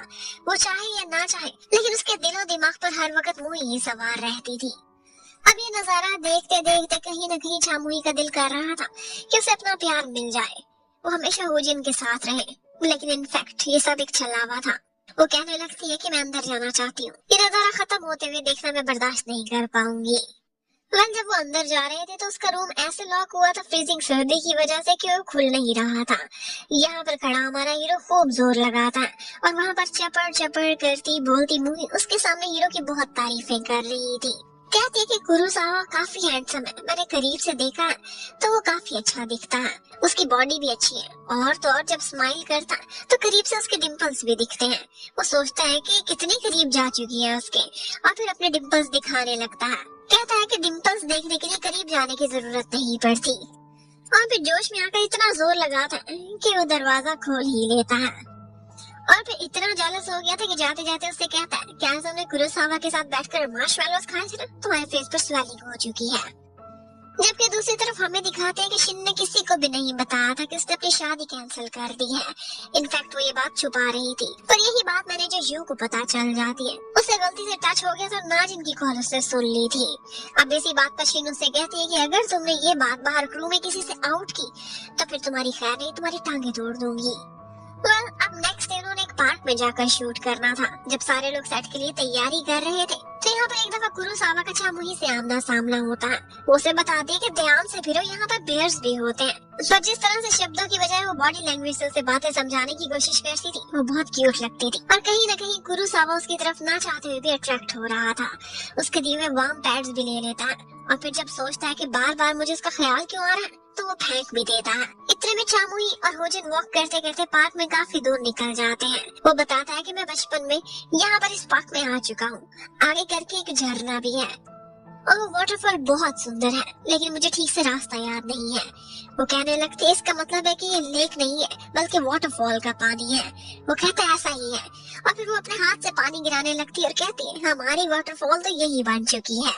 वैसे बहुत सुंदर लग रही थी। वो उसे प्यार से देखने लगता है और वो भी खुद पर काबू नहीं रखती, करीब आकर उसे किस कर लेती है। अब उसके बाद ये झूठ बोलती हुई वहाँ से भाग जाती कि डोरामी ने मुझे फोर्स किया है सारा कुछ करने पर। अब वो तो उसे अवॉइड कर रही थी और शाम को जब वो लोग गेम्स खेल रहे होते हैं तो वो कुरोसावा के साथ ही खड़ी होती है और उसके साथ मिलकर एक्टिंग टीम को जितवाने की कोशिश कर रही थी। और दूर खड़ा हमारा हीरो होजिन ये देख देख कर सोच रहा था कि देखो स्कीमें बना रहे हैं, शब्दों की तो समझ नहीं आती एक दूसरे की लैंग्वेज की। और फिर उसके बाद वो भी गेम में एंट्री करता है और उसके बाद उसने कुरोसावा से ऐसा मुकाबला किया था कि उसे हरा दिया था और साबित किया था कि मैं ही असली हीरो हूँ। अब प्रोडक्शन टीम की जीत हो चुकी थी। कुरोसावा को वैसे तो हारना बहुत नापसंद था, लेकिन अब की बार उसकी पार्टनर चामुही जो थी, इसीलिए उसने हार को भी एक्सेप्ट कर लिया था और बोला था कि मैंने काफी एंजॉय किया, सबको पार्टी मेरी तरफ से होगी। इतने में होजिन को कोई आकर कहता है कि मैंने सुना है बातों ही बातों में कि आप काफी अरसे से किसी लड़की को लाइक करते हैं, लेकिन वो कौन है ये तो आप किसी को भी नहीं बताते। और इतने में उसे शिन दिखाई देती है जो कि फ्रेंड से बैठी बातें कर रही थी और वो बस उसे देख रहा था और उसी टाइम पर हमारी बेचारी हीरोइन चामुही उन दोनों को देख रही थी और उसे लग रहा था कि मैंने इसे किस किया इनिशिएटिव लिया फिर भी ये मेरे करीब नहीं आ रहा। लगता है कि जैसे ये देख रहा है ये इसके प्यार से कभी मूव ऑन नहीं कर सकेगा। यही पर वो सबसे गुड बाय करती और कहती है मैं रेस्ट करने जा रही हूँ, अब नेक्स्ट मुलाकात हमारी ब्रेक के बाद होगी। उसने अगले सुबह ही कोरिया वापस चले जाना था। अब वो जाती है और अपने कमरे में लेट जाती है। वो बहुत अपसेट हो गई थी, उसे नींद नहीं आ रही थी। इतने में वो देखती है तो टीवी पर उसे डोरामी दिखाई देती है जो उससे कहने लगती है कि तुम बैड लक की किंग हो, देखा तुम्हारे साथ क्या हो रहा है, अब मैं तुम्हें एक सीन दिखाती हूँ। और उसे हालुसिनेशंस होने लगती है कि जैसे डोरामी गन लेकर गई है और उसने होजिन को बांधा हुआ है और उससे पूछ रही है कि तुम्हारे दिल में किसकी जगह है, क्या अभी तक यहाँ पर शिन की जगह है, क्या इस जगह को चामुही रिप्लेस नहीं कर सकती, क्या तुम्हारे दिल में उसके लिए थोड़ी सी भी फीलिंग्स नहीं है। और इसके साथ ही चामुही बेचारी को अपने बचपन के ट्रॉमास याद आने लगते हैं। उसका बचपन बहुत ही मुश्किलों और मुसीबतों में गुजरा था, उसने बड़े बड़े एक्सीडेंट्स देखे थे, सारी रात जागती रही थी। और फिर नेक्स्ट डे जैसे ही वो वापस जाने लगती है तो होजिन आता है, उससे कहता है मैं तुम्हें ड्रॉप करूंगा। वो तुरंत ही उसके साथ चली जाती है। वो उसे बोलता है कि मैंने बहुत अच्छे से सोच लिया है, मैं शिन से अपने दिल की सारी बात करके अपना चैप्टर क्लोज कर दूंगा। मैं ये बोझ मन पर नहीं रखना चाहता, जब तक उसे क्लियर नहीं करूंगा, पिछले रिश्ते क्लोज नहीं करूंगा, मैं आगे नहीं बढ़ सकता। ये सुनते ही वो काफी खुश हो जाती है और यहाँ पर उसे एक इंग्लिश सॉन्ग भी लगा कर देता है और इस सॉन्ग से उनका ये ट्रैवल और ये मेमोरीज जुड़ जाती है। ऑल्दो इस सॉन्ग के लिरिक्स की कुछ समझ नहीं आ रही थी, लेकिन फिर भी चामुही को बहुत पसंद आ गया था। अब वो जैसे ही एयरपोर्ट पहुँचती है तो उसे मैनेजर यू के थ्रू पता चलता है कि शिन का अपने बॉयफ्रेंड से ब्रेकअप हो चुका है, वो शादी नहीं करने वाली बल्कि उसे हमेशा के लिए छोड़ चुकी है। ये सुनते ही वो परेशान हो जाती है, इनसिक्योर फील करती है, उसे लगता है कि मैं हार जाऊंगी। अपनी फ्लाइट छोड़कर वापस पीछे भागती है। उसे जैसे ही पता चलता है कि हुजिन एक बुक स्टोर पर है तो भागती हुई उधर पहुंच जाती है, लेकिन उसके आने में देर हो गई थी। वो पहले ही शिन से मिलने के लिए वहाँ बैठा हुआ था। शीनू से बता रही थी कि किस तरह से मेरा और तुम्हारे भाई का ब्रेकअप हो चुका है और अब शायद मैं तुम्हारी भाभी नहीं बन सकती। उन दोनों को इस तरह बातें करते देख वो परेशान हो जाती है। यहाँ पर बातों ही बातों में एक दफा वो दोनों स्माइल कर रहे थे और उसे लगता है कि मेरी स्टोरी का दी है। और साथ साथ डोरामी थी ना, उसके अंदर की हेलुसिनेशंस वो उसे यही दिखाती है कि तुम्हारी कहानी की कभी भी हैप्पी एंडिंग नहीं हो सकती। तुम एक लूजर हो और हमेशा रहोगी। अभी भी भाग जाओ, कभी मुड़कर पीछे ना आना, जैसे बचपन में भाग जाया करती थी। वो जा रही थी लेकिन उसे जाते जाते हुजिन देख लेता है। भागते हुए उसके पीछे आता है, उसे रोकता है, कहता है तुम क्यों ऐसे जा रही हो। और वो बस अपने मन की बातें उसे बताने लगती है। कहती है डोरामी ने मुझे पहले भी कहा था, लेकिन फिर भी मैं खुद पर काबू करती थी और कहती थी कि तुम ही जीतोगी। मुझे लगता था कि तुम्हारे दिल में जगह बनाने के काबिल हो जाऊंगी, लेकिन अब तुम्हें पता चल गया कि वो सिंगल हो चुकी है। तुम्हारा फर्स्ट लव ब्लूम करेगा, तुम उसके पास चले जाओगे। मुझे पता था कि मैं हारूंगी, लेकिन अब की बार हुजिन उससे कहने लगता है कि वही पॉइंट है जैसे हम लोग जापान में खड़े हुए थे, पटरी के आजू बाजू, और बीच में से ट्रेन आने वाली थी। लेकिन अब की बार मैं सोच रहा था कि मैं पटरी क्रॉस करके तुम्हारे पास आ जाऊंगा, पर लगता है कि तुम ऐसा चाहती ही नहीं हो। मैं चाहता हूँ कि तुम अपने आप से लड़ो, इस डोरामी को हराओ। लेकिन वो इंसान कभी नहीं जीत सकता जो कि मन में पहले से ही अपने आप को हरा चुका हो। ये कहता हुआ वो वहाँ से चला जाता है। अब उसके बाद वो एयरपोर्ट पहुंचती है और बहुत रोती है। मैनेजर यू उसे चुप ही कराता रह जाता है कि तुम फिर से रिजेक्ट हो चुकी। और बस फिर वो बहुत ड्रिंक करती है, बहुत दुखी होती है और सारी फ्लाइट में सोती रहती है। जब उसकी आंख खुलती है तो एक्चुअली उसे कुरुसावा ने जगाया था। उसकी फ्लाइट मिस हो गई थी और वो नेक्स्ट फ्लाइट में जा रही थी। उसी फ्लाइट में कुरुसावा भी जा रहा था। और फिर उसके बाद वो ब्लैंक हो जाती है। हमें दिखाते हैं कि कोरिया आए उसे 2 हफ्ते हो गए हैं। और यहाँ पर जब वो एक इवेंट में गई हुई थी तो वहीं पर ही उसकी नजर इंटरप्रेटर के तौर पर हुजिन पर पड़ती है। वो उसे काफी देर तक देखता रहता है, लेकिन पास आकर बैठता नहीं है। ऑल्दो उसके अंकल ने जो सीट बुक कराई थी वो बिल्कुल चामुही के बाजू वाली थी। अब जैसे ही इवेंट खत्म होता है तो इत्तेफाक से अंकल और चामुही दोनों इकट्ठे एलिवेटर में जा रहे थे। वो उसे बताते हैं कि यहाँ पर जो इंटरप्रेटर था वो मेरे साथ ही है, उसका नाम हुजिन है। और वो नीचे जैसे ही जाते तो हुजिन भी खड़ा हुआ था और यहीं पर उन दोनों का ऑकवर्ड सामना सामना होता है। अंकल उसे कहते कि मैं तुम्हारा बहुत बड़ा फैन हूँ, क्या हम इकट्ठे डिनर करें, और उसे अपने साथ घर ले जाते हैं। और वो इसलिए भी इस डिनर पर चली गई थी क्योंकि एक्चुअली उसका मैनेजर यू भी आजकल हुजिन वाले घर में ही रह रहा था रेंट के तौर पर। उसका घर बहुत बड़ा था। यू को घर मिलने में थोड़े प्रॉब्लम्स हो रहे थे तो उसने उसी के ही घर में रेंट पर रहना शुरू कर दिया था। वो मैनेजर को देखने के बहाने वहाँ आती और उसे पता था कि यू आज यहाँ नहीं आया हुआ। अंकल भी बहुत शरारती थे। वो जानबूझकर हुजिन को कहते हैं कि तुम कुकिंग करो। उसे पता था कि कुकिंग ये बहुत अच्छी करता है, लेकिन उसने हुजिन के हाथ का खाना कभी भी नहीं खाया था। वो खुद साइड पर हो जाते और उन्हीं दोनों को किचन में छोड़ देते हैं ताकि इन दोनों को इकट्ठे टाइम पास करने का मौका मिल सके।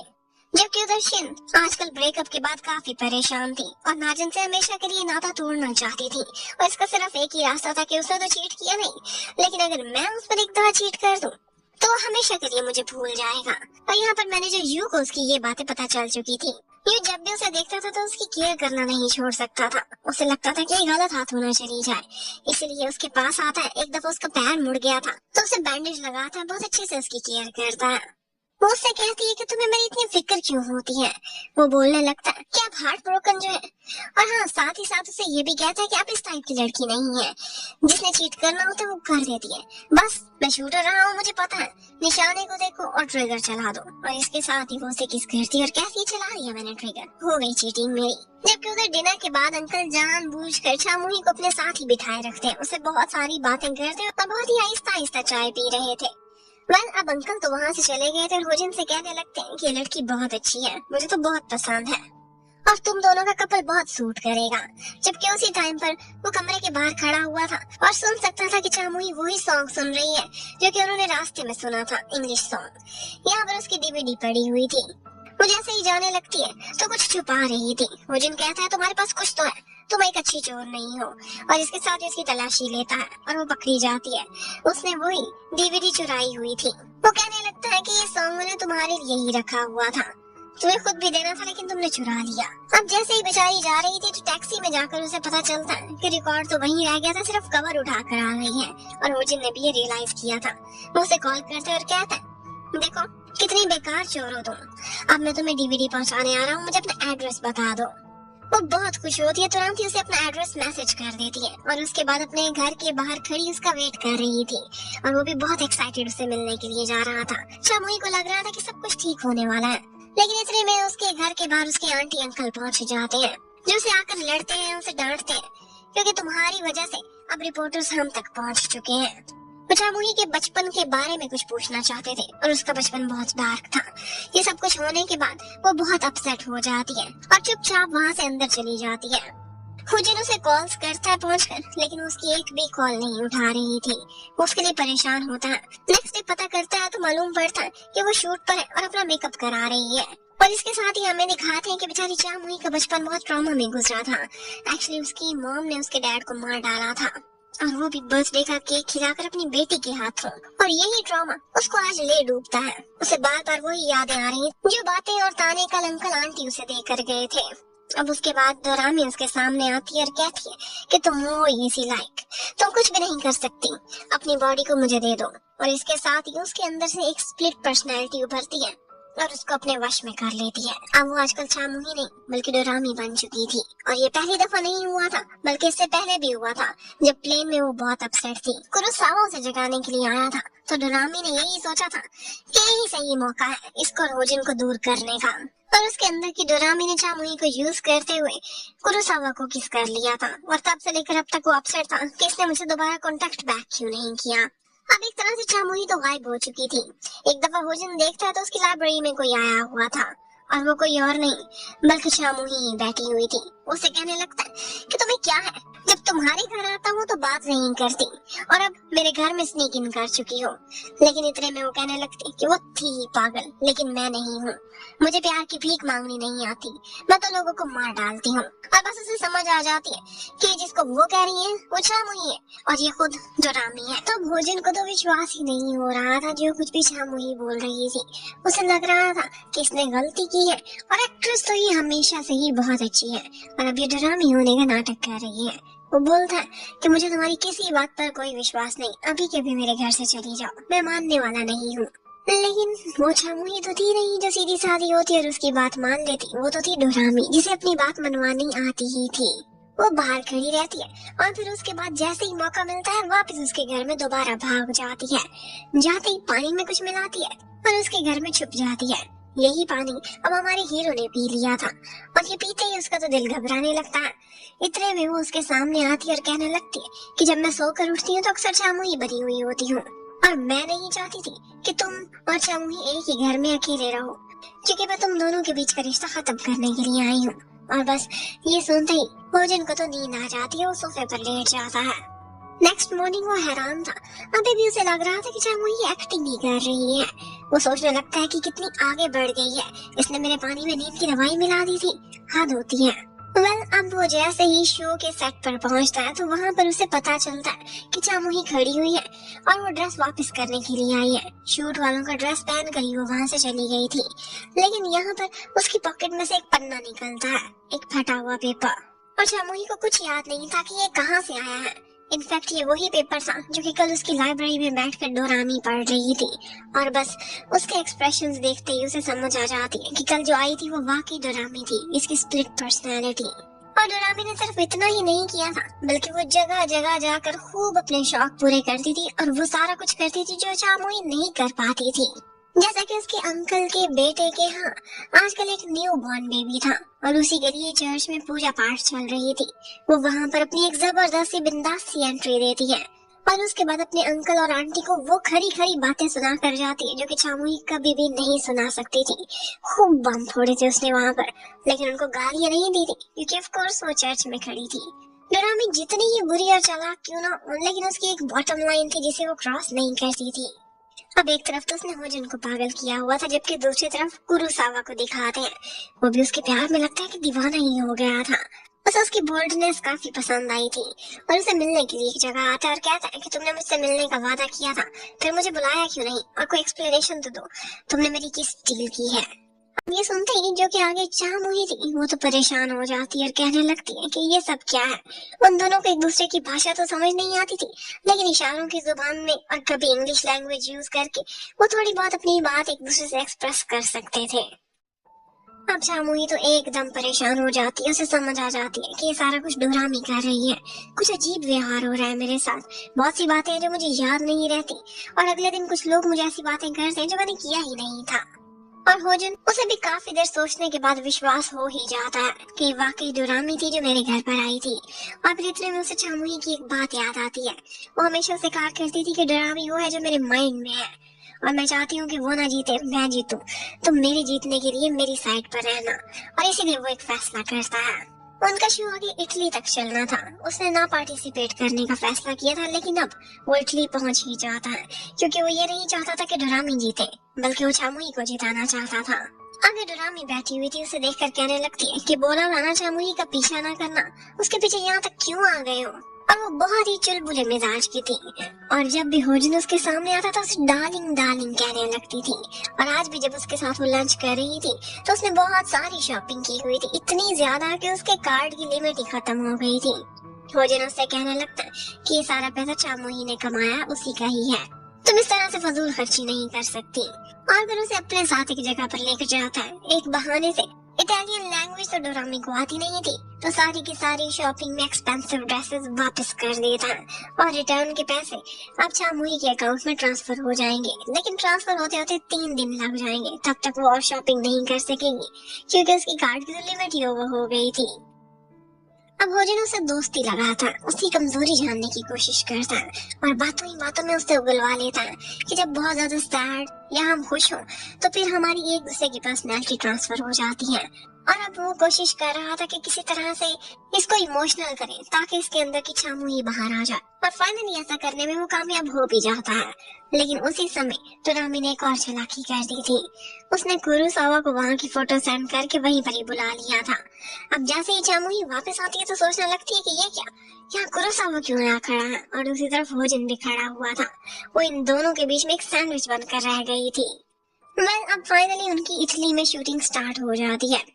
यहाँ पर चामुही एक लैंग्वेज बोल रही थी, इटालियन लैंग्वेज में कुछ ओपेरा के लिरिक्स थे, लेकिन वो हैरान थी कि ये मुझे याद कैसे है। और इसका जवाब ये है कि उसे होजन ने याद कराए थे उस टाइम पर जब वो डोरामी थी। और ऑफ कोर्स वो एक ही थी, तो उनकी मेमोरीज आपस में ओवरलैप होती थी। जो कुछ डोरामी ने याद किया था ऑफ कोर्स वो बोल सकती थी। अब यही बातों से शक में डाल देती है। वो अपना फोन चेक करती है तो उसकी गैलरी में काफी सारी फोटोज पड़ी हुई थी जो उसे बिल्कुल नहीं याद थी। और इसके साथ ही हमें फ्लैशबैक दिखाते हैं कि कल का सारा दिन इसने बहुत मस्ती की थी। डोरामी बनकर इसने कुरोसावा के साथ भी आउटिंग की थी, उसे अपने साथ डिनर पर ले गई थी। और सिर्फ इतना ही नहीं बल्कि उसने होजन को भी खूब तंग किया था। वो उसके साथ कभी स्नैक्स खाने चली जाती थी तो कभी ड्रिंक करने लगती थी और इसी तरह से उसने मन की बहुत सारी बातें कर डाली थी। उसने यहाँ पर कुछ शॉपिंग भी की थी और यही कैप पहनकर जब अगले दिन चामुही खड़ी हुई थी तो होजन को बहुत अजीब अजीब सी फीलिंग्स आ रही थी कि लाइफ में हो क्या रहा है। मैं जितना सीरियस इंसान हूँ मेरे साथ तो इसने खेल तमाशा बना कर रखा हुआ है। अब एक दफा डोरामी उसे ये बताती है कि सिर्फ इतना ही नहीं जो नाटक मैं यहाँ पर कर रही हूँ इससे भी ज्यादा मजे की चीजें मैंने की है। मैं चामुही के अंकल के घर पर गई थी और चर्च में खड़े होकर मैंने उन्हें वो बातें सुनाई है जितना उन्होंने चामुही को तंग किया तो सारे बदले ले लिए हैं। इस बात पर वो उसे कुछ बुरा नहीं बोलता बल्कि उसे शाबाश देता है और साथ ही साथ कहता है कि मुझे कभी कभी तुम पर दया भी आती है, लेकिन वो कहती है कि मुझ पर दया ना खाना, मैं बहुत जालिम हूँ। अब एक दिन तो उसने हादी कर दी थी। वो शूट पर खड़ी हुई थी और वहाँ पर कुरोसावा का कैमरा चोरी करके ले आई थी। ये बात जैसे ही होजन को पता चलती है वो बोलता है ये सब क्या नाटक है, पहले तो सिर्फ शरारतें थी, अब तुमने चोरी चकारी भी स्टार्ट कर दी है। लेकिन वो कहने लगती है वापस देने के लिए ही तो चोरी की है, कल ये गुम होगा, उसे ये बहुत प्यारा है और जैसे ही चामुही उसे वापस करेगी तो इन दोनों के बीच बॉन्ड एकदम ऊपर के लेवल का पहुंच जाएगा। और इसके साथ ही वो उसे ओपरा पर आने के लिए कल टिकट्स भी देने वाला है। मैं चाहती हूँ कि इन दोनों का बॉन्ड बन जाए और तुम्हारे से उसका पत्ता साफ हो जाए। तुमने उसको बहुत दुखी किया है, 2-3 दफा तुमने उसे रिजेक्ट किया और इसी वजह से तो मुझे आना पड़ा है। पहले उसके बचपन के सारे ट्रॉमा, उसके बाद तुम्हारे दिए हुए ट्रॉमा, तुम उसकी लाइफ से जाओगे तो ही शांति बनेगी और वो खुश रह सकेगी। मैं भोजन बेचारा क्या करता, उसकी डोरामी से जान भी छुड़ाना चाहता था लेकिन मन ही मन में जेलस भी हो जाता था। वो चामुही को पकड़वाना तो नहीं चाहता था चोर के तौर पर, तो फिर ऐसा करता है कि कैमरा एक जगह पर जाकर छोड़ देता है और इन दिनों चामुही को ही मिलता है। फाइनली वो चोर बनने से तो बच गई थी लेकिन वो मन ही मन काफी दुखी रह रही थी। आज उसे अरोरा दिखता है तो वही अपना पुराना प्यार याद आने लगता है। वो बहुत इमोशनल हो जाती है और इसके साथ ही उसके इमोशनल होते ही दूसरी पर्सनैलिटी आ गई थी। अब वो डोरामी बनकर वहाँ से निकलती है। उसको एकदम से रोते हुए देख और फिर हंसते हुए देख। ये सारा कुछ कुरोसावा समझ नहीं पा रहा था। वो हैरान होता है, कैसे लगता है जैसे कभी मेरे साथ एक पर्सन है और कभी मेरे साथ दूसरा पर्सन है, होती तो यही चामू ही है। तो वो तो आज चुपचाप उसका पीछा करने लगता है। लेकिन यहाँ पर तो डोरामी थी। वो मुड़कर उसे देखती है और एक ऐसा इशारा करती है जो कि मूवी के अंदर डोरामी की सिग्नेचर मूव थी। ये देखते ही उसे एकदम से फीलिंग आने लगती है कि ये तो डोरामी ही थी, ये चामू ही नहीं थी। जबकि होजन के लिए तो एक ही निशानी थी। जब भी डोरामी आती थी उसे डार्लिंग कहकर बुलाती थी। और ये देखते ही वो समझ जाता है कि रेड फ्लैग ऑन हो चुका है।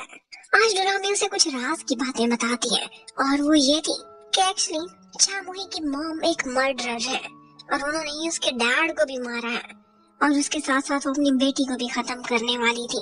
लेकिन ये सारा कुछ जानते हुए भी चामुही ने ये सारा कुछ छुपा लिया, अपने अंदर दबाए रखा। लेकिन मैं तो जानती हूँ ना, क्योंकि मैं तो उसी की ही अल्टर ईगो हूँ।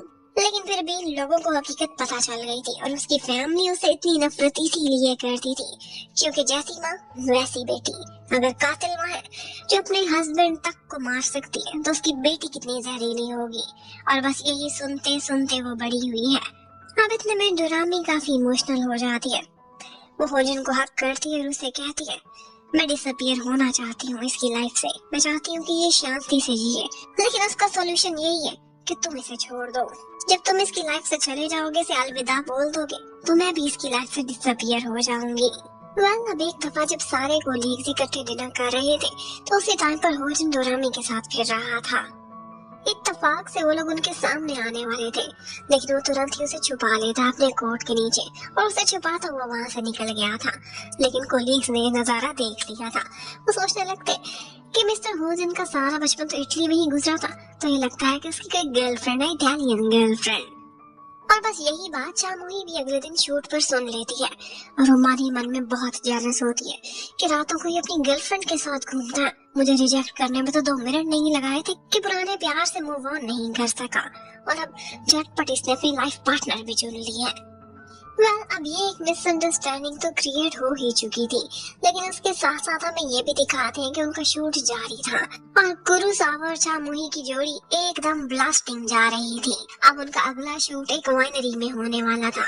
पिछले वाली वाइनरी में तो कोई इश्यू हो गया था तो उन्हें एक नई अरेंज करनी पड़ती है और ये किसी और की नहीं बल्कि होजन की मॉम की ये वाइनरी है। यहाँ पर नेक्स्ट डे एक वेडिंग का इवेंट भी होने वाला है। उससे पहले उन्होंने एक शूट कंप्लीट करना है। वहाँ पर और तो कोई भी नहीं जानता था कि ये होजन की मॉम है, लेकिन मॉम बहुत एक्साइटेड थी कि इतने सालों बाद अपने बेटे से मिलेंगी। एक्चुअली उन माँ बेटे के बीच में कुछ कंफ्यूजन और मिसअंडरस्टैंडिंग थी जिसकी वजह से उनकी लड़ाई चल रही थी। लेकिन अब कोल्ड वार का एंड आने ही वाला था।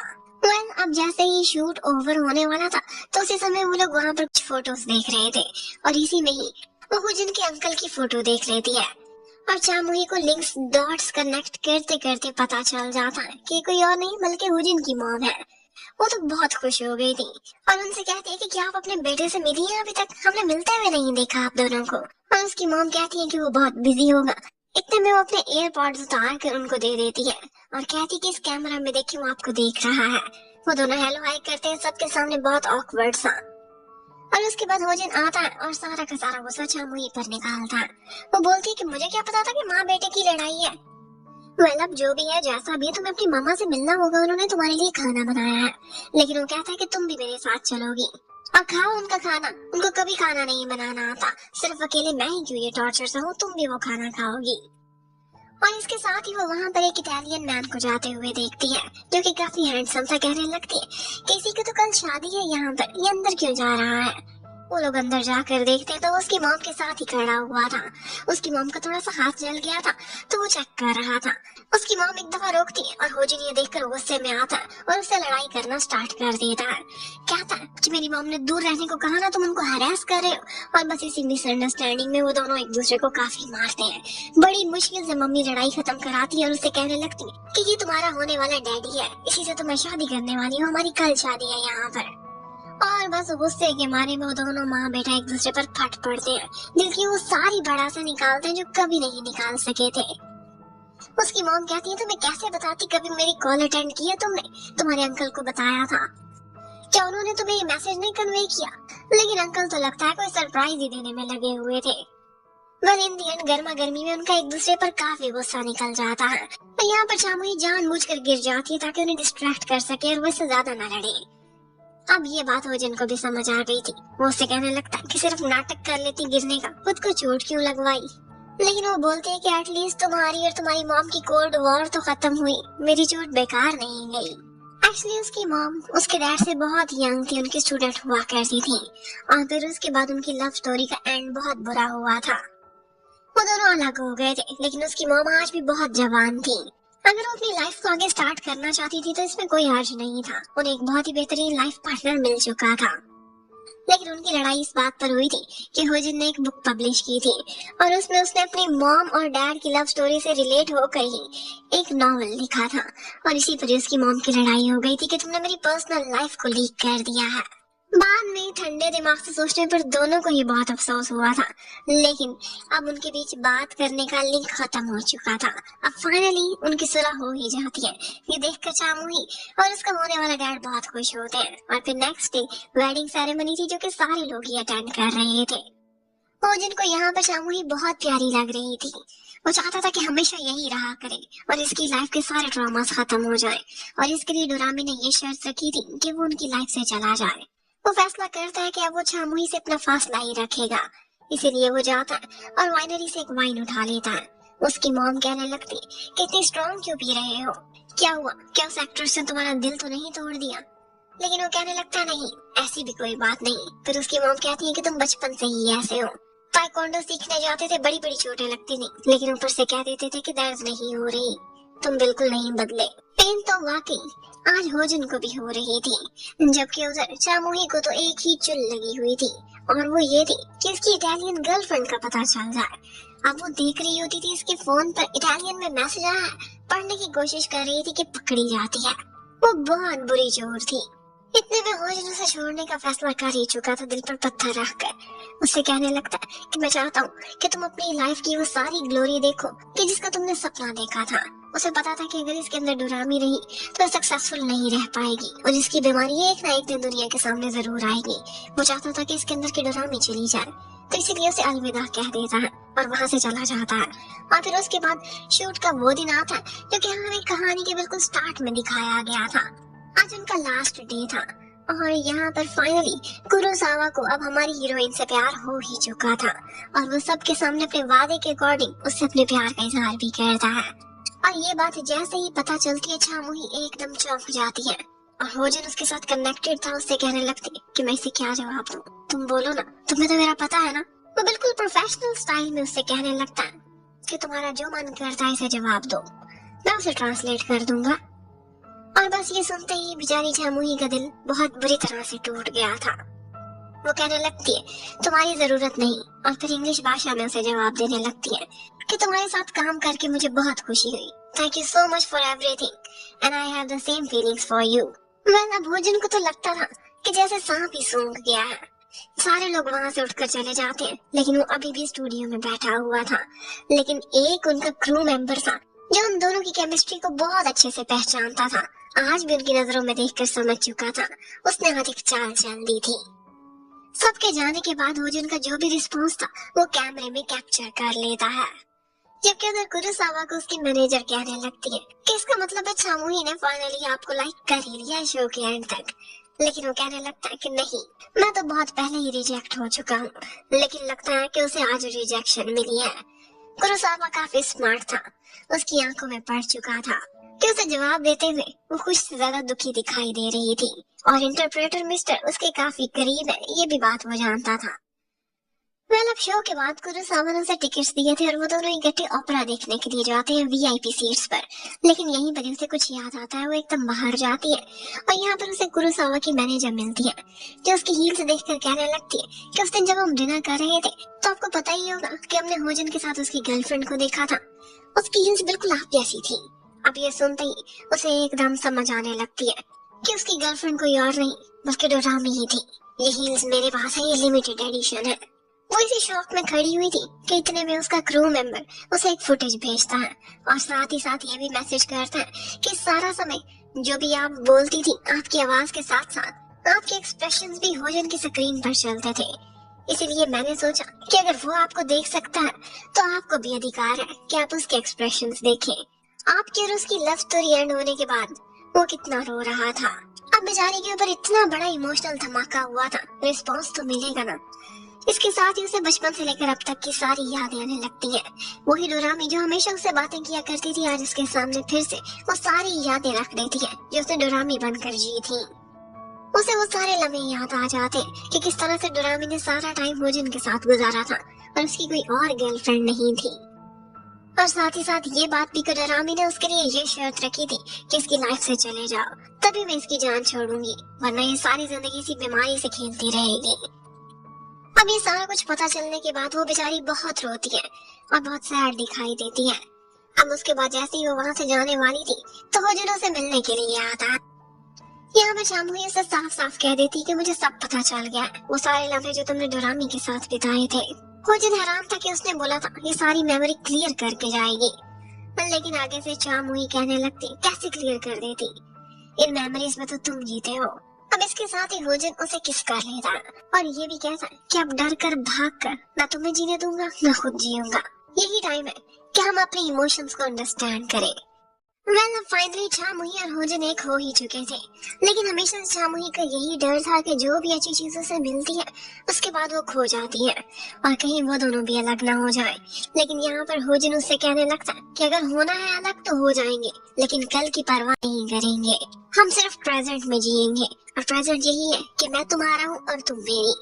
अब ये सुनते ही वो काफी खुश हो जाती है और उसके बाद वो उसे अपने घर लेकर जाता है। इटली में उसका अपना एक घर था जो कि इस टाइम पर बंद पड़ा था और वो घर भी बिल्कुल एंटीक टाइप का ही था, 100 साल से भी ज्यादा पुराना। यहाँ वो उसके लिए कुकिंग करने लगता है जबकि वो ब्लो ड्राई कर रही थी, लेकिन इतने में उनके घर की वायरिंग खराब हो जाती और लाइट चली गई थी और बस यहीं पर ही उसे प्रोटेक्ट करते करते होजिन थोड़ा रोमांटिक हो जाता है और हमारे हीरो और हीरोइन अपना क्वालिटी टाइम इकट्ठे स्पेंड करते हैं। दूसरी तरफ हमें कुरोसावा को दिखाते हैं, वो बहुत सैड तो दिखाई दे रहा था लेकिन फिर भी स्ट्रॉन्ग बनने की एक्टिंग कर रहा था। इनफैक्ट उसे पता था कि शामुही होजिन को लाइक कर दिया और उस टाइम पर जब ओपरा के बाहर खड़ी वो रो रही थी तो वो उसे अंदर आने पर मजबूर नहीं करता, बल्कि कहता है कि ओपरा तुम किसी और के साथ एंजॉय करना, अभी जाओ और उसे मना लो जिसे तुम सच में प्यार करती हो। कुरोसावा का कैरेक्टर भी बहुत अमेजिंग था और इसके साथ ही शामुही की लाइफ में हमेशा की तरह से कोई ना कोई ट्रबल तो आनी ही होती है, अब भी आ ही जाती है। सोशल मीडिया पर उसके खिलाफ एक प्रोपेगेंडा स्टार्ट हो चुका था और वो ये था कि वो एक ऐसे लड़के को डेट कर रही थी जो कि मैरिड था और ये था उसके फर्स्ट बॉयफ्रेंड के बारे में जो कि जापान वाली लड़की से अब शादी कर चुका था। हकीकत तो ये थी कि उस लड़के ने चीट किया था शामुही के साथ, लेकिन लोग इसे इस तरह से डिपिक्ट कर रहे थे कि जैसे उस जापानीज गर्ल का बच्चा उसके बॉयफ्रेंड का ही था और वो दोनों मैरिड थे। शामुही ने उनके बीच दीवार बनने की कोशिश की और इसी सब की वजह से उसका इमेज बहुत खराब हो रहा था। सारे लोग काफी परेशान हो जाते हैं क्योंकि उसका अगला प्रोजेक्ट तो रोमांटिक ड्रामा था और अब रोमांटिक के इमेज पर वो बिल्कुल भी पूरी नहीं उतरती थी। इस सब के लिए उसे काफी परेशानी उठानी पड़ती है और इन दी एंड वो अपने बॉयफ्रेंड और उसकी वाइफ से मिलने का फैसला करती है। वो एक्स उसे कहने लगता है कि मैं सारा कुछ एक्सप्लेन करने के लिए रेडी हूँ और ये भी बताऊंगा कि तुम बिल्कुल भी चीटर नहीं थी, अगर चीटिंग की थी तो उसी ने की थी। और इसके साथ साथ सोशल मीडिया पर लोग वही 8 अप्रैल वाली वो फोटो भी पोस्ट करने लगते हैं जो उसे जापान से अपने इंस्टा पर डाली थी और बाद में डिलीट कर दी थी। उस फोटो में साइड पोज था और साइड पोज से उसका एक्स बॉयफ्रेंड बिल्कुल होजिन जैसा ही दिखता था और सब समझ रहे थे कि ये वही लड़का है। इसी वजह से ही तो उस पर किसी का घर खराब करने का इल्जाम लगा हुआ था। अब उनका क्रू भी इसी बारे में सारी इन्वेस्टिगेशन करने लगता है खुद को क्लियर करने के लिए और इसी सब के बीच में शिन की भी नजर पड़ जाती है उसी फोटो पर जो उसने पहले नहीं देखी थी, 8 अप्रैल की डेट और वो आइलैंड। ये देखते ही उसे समझ आ जाती है कि कुछ तो गड़बड़ जरूर है और उसे ये भी पता चल गया था कि ये लड़का होजिन ही है, उसने साइड पोस्ट से उसे पहचान लिया था। अब सभी लोग शामुही को तंग करने लगते हैं और वो ये सोचने लगती है कि अगर लोग मेरे एक्स बॉयफ्रेंड, उसकी वाइफ, इवन कि उसके पुराने पति तक पहुंचना शुरू हो गए हैं तो मेरे करंट बॉयफ्रेंड का क्या करेंगे, वो तो हमारी लाइफ में जहर घोल देंगे। वो नहीं चाहती थी कि होजिन जो इतना सीरियस और कंजर्वेटिव रहने वाला इंसान है उसे इतना मीडिया का सामना करना पड़े, इसीलिए वो उसे कहती है कि 1 महीना मैं इस उलझन को सुलझाऊंगी, उसके बाद ही हम मिलेंगे। फाइनली बहुत दिनों बाद वो जब अपनी लाइब्रेरी में आता है तो वो देखता है कि सामने एक लड़की खड़ी हुई है जिसने डोरामी जैसा गाउन पहना हुआ है। वो डोरामी बनने की एक्टिंग तो पूरी कर रही थी, लेकिन 1 मिनट भी नहीं लगता वो जिन उसे पहचान लेता है। वो कहता है तुम 100 दफा मुझे डार्लिंग भी कहो, लेकिन फिर भी ये डोरामी वाला स्टाइल नहीं है। वो उससे कहने लगता है कि तुम कोशिश कर रही हो कि मैं तुम्हें छोड़कर चला जाऊं, इसीलिए कि डोरामी वापस आ गई है। ऐसा नहीं होने वाला। और बस इतनी बड़ी एक्ट्रेस की सारी एक्टिंग हवा में बिखर जाती है और वो एक्सेप्ट कर लेती है कि अब की दफा तो वो वाकई नाटक कर रही थी। डोरामी अब कभी भी लौट कर नहीं आई थी, जैसा कि उसने बोला था वो हमेशा के लिए जा चुकी थी। अब जब चामुही सारा कुछ सेटल कर लेती है और अपने एक्स बॉयफ्रेंड और उसकी वाइफ के साथ सब कुछ क्लियर भी करती है, सोशल मीडिया पर फोटोज भी पोस्ट करती है, तो ये कंट्रोवर्सी हमेशा के लिए दब गई थी। लेकिन उसके बाद वो अपनी टीम से भी सॉरी करती है कि आप सबको बहुत कुछ सफर करना पड़ा है, और साथ साथ में कुरोसावा के सामने भी शर्मिंदा हूँ। वो हीरो था इस ड्रामे का, लेकिन वो बताते हैं कि कुरोसावा ने आपको फुली सपोर्ट किया है। जापान में बैठकर भी वो अपने मीडिया को हैंडल कर रहा था, आपके बारे में क्लियरेंस दे रहा था, और उसने वहाँ की मीडिया को बहुत अच्छे से हैंडल किया है। ये सुनते ही वो काफी थैंकफुल फील करती है। और जब अपने उस शो की फाइनल फाइल देखने के लिए वो दोनों बैठे हुए, तो यहाँ पर काफी सारी बातें भी करते हैं। हमेशा से चामुही को लगता था कि जो शो की आखिरी शूटिंग में उसने मुझसे आई लव यू बोला था वो सिर्फ स्क्रिप्ट के तौर पर था, लेकिन उसे असिस्टेंट डायरेक्टर के थ्रू पता चलता है कि ऐसा कुछ भी नहीं था, बल्कि उन्होंने वो दिल से बोला था। अब वो काफी शर्मिंदा थी। वो मन ही मन में सोचने लगती कि इसे कैसे पूछूं कि उस दिन जो बोला था सच में था, क्या तुम मुझसे रियल में प्यार करते हो। उसे लगा था कि कुछ भी नहीं समझेगा, लेकिन अब की दफा कुरोसावा काफी अच्छी कोरियन समझ कर आया था और उससे कहने लगता है कि तुम्हारे कुछ शब्दों से मुझे समझ आ गई है। हाँ तो मैं क्लियर कर देता हूँ, शर्मिंदगी तो मुझे बहुत हो रही है, लेकिन ये सच है कि मैं सच में तुमसे प्यार में पड़ चुका हूँ। स्टार्ट में मैं तुम्हें ज़ॉम्बी कहता था, तुमसे नफरत करता था, लेकिन रियलिटी यही है कि मैं तुम्हारे लिए फॉल कर चुका हूँ। दूसरी तरफ हमें दिखाते हैं कि होजिन भी ट्रेन से बुसान जा रहा था और यहीं पर उसके साथ वाली सीट पर आकर शिन बैठ जाती है। अब की बार वो शिन से भागना नहीं चाहता था, क्योंकि वो उससे मूव ऑन कर चुका था। कोई और उसे मिल गया था जिसे वो चेरिश करता था। एक तरफ वो शिन से सारी बातें क्लियर कर रहा था, जबकि दूसरी तरफ चामुही कुरोसावा के साथ होजिन उसे सारी कहानी सुनाता है कि किस तरह से मैं स्टार्ट से ही तुम्हें प्यार करता था, लेकिन तब बहुत शर्मिंदा हुआ जब पता चला कि तुम मेरे ही बड़े भाई की गर्लफ्रेंड हो। काफी अरसा मैं इसी फर्स्ट लव पे अटका रहा था, लेकिन अब फाइनली मैं मूव ऑन कर चुका हूँ। शिन भी उससे कहती है कि अब मैं तुम्हारी भाभी तो नहीं बनने वाली, हाँ लेकिन कोई मेरी लाइफ में आ गया है जो कि बिल्कुल मेरे स्टाइल से मुझसे प्यार करता है और मुझे हमेशा के लिए अपनाना चाहता है। उसका भाई नाजिन तो हमेशा से बोझ समझकर ही शिन से शादी कर रहा था, लेकिन वैसा प्यार कभी भी नहीं चाहती थी। अब फाइनली वो दिन आता है कि जब होजिन के ऊपर से सारा बोझ उतर चुका था। वो और शिन अपना अपना रास्ता नापते हैं और हमेशा के लिए एक दूसरे को अलविदा कह देते हैं। उधर कुरोसावा ने भी चामुही को बेस्ट विशेस दी थी, अपने शो के लिए भी और आगे की उसकी लाइफ के लिए भी। और उसके बाद वो अपने बॉयफ्रेंड से मिलने के लिए जाती है, जिसे वो काफी दिनों बाद देख रही थी। अब वो दोनों इकट्ठे स्टार्स का नजारा करते हैं। यहाँ पर चामुही कहती है कि यहाँ पर इतने अच्छे से स्टार्स नहीं दिखते, मैं ऐसी नाइट में स्टार्स देखना चाहती हूँ जहाँ पर फुल स्काई पर स्टार्स ही स्टार्स हो। और होजिन उससे कहता है कि हाँ एक ऐसी जगह है जहाँ पर मैं तुम्हें जरूर लेकर जाऊंगा। दूसरी तरफ हमें शिन को दिखाते हैं, वो अपने फ्रेंड्स के साथ बैठी हुई थी और कह रही थी कि मैं मूव ऑन भी कर चुकी हूँ और मुझे अगला बॉयफ्रेंड भी मिल चुका है, और साथ ही साथ उसकी बहुत सारी तारीफें भी करती है कि वो इतना टॉल है और इतना हैंडसम है। और उसी टाइम पर जब वो उनको फोटो दिखाना चाहती थी, वो पीछे आकर खड़ा हुआ था और वो मैनेजर योंगी था। वो हमेशा से शादी जैसा बंधन चाहती थी और मैनेजर योंग का भी बिल्कुल ऐसा ही माइंड था। वो उसे प्रपोज करता है शादी के लिए, जिसे देखकर वो बहुत खुश हो जाती है। उधर होजिन जब अपने घर पर खड़ा हुआ था तो उसे मिलने के लिए किसी ने आना था, और उसी टाइम पर चामुही भी एक ब्रांडेड शॉप पर शॉपिंग कर रही थी। यहाँ से हम एक फ्लैशबैक भी दिखाते हैं कि एक दफा होजिन के अंकल चामुही के अंकल और आंटी से मिलने के लिए गए थे। वो बहुत बड़ी बिजनेस फैमिली थी। वो उनसे जैसे ही उनकी बेटी चामुही के बारे में पूछते तो वो कहते हैं कि हाँ उसे हमने अडॉप्ट तो जरूर किया था क्योंकि उसके पेरेंट्स नहीं थे, लेकिन हमने कभी भी उसके साथ ज्यादा समय नहीं बिताया। और हाँ, अगर आपका बच्चा उसके साथ किसी रिश्ते में पढ़ना चाहता है तो हमारा यही मशवरा है कि उसे फासला रखना। वो एक अच्छी माँ की बेटी नहीं है।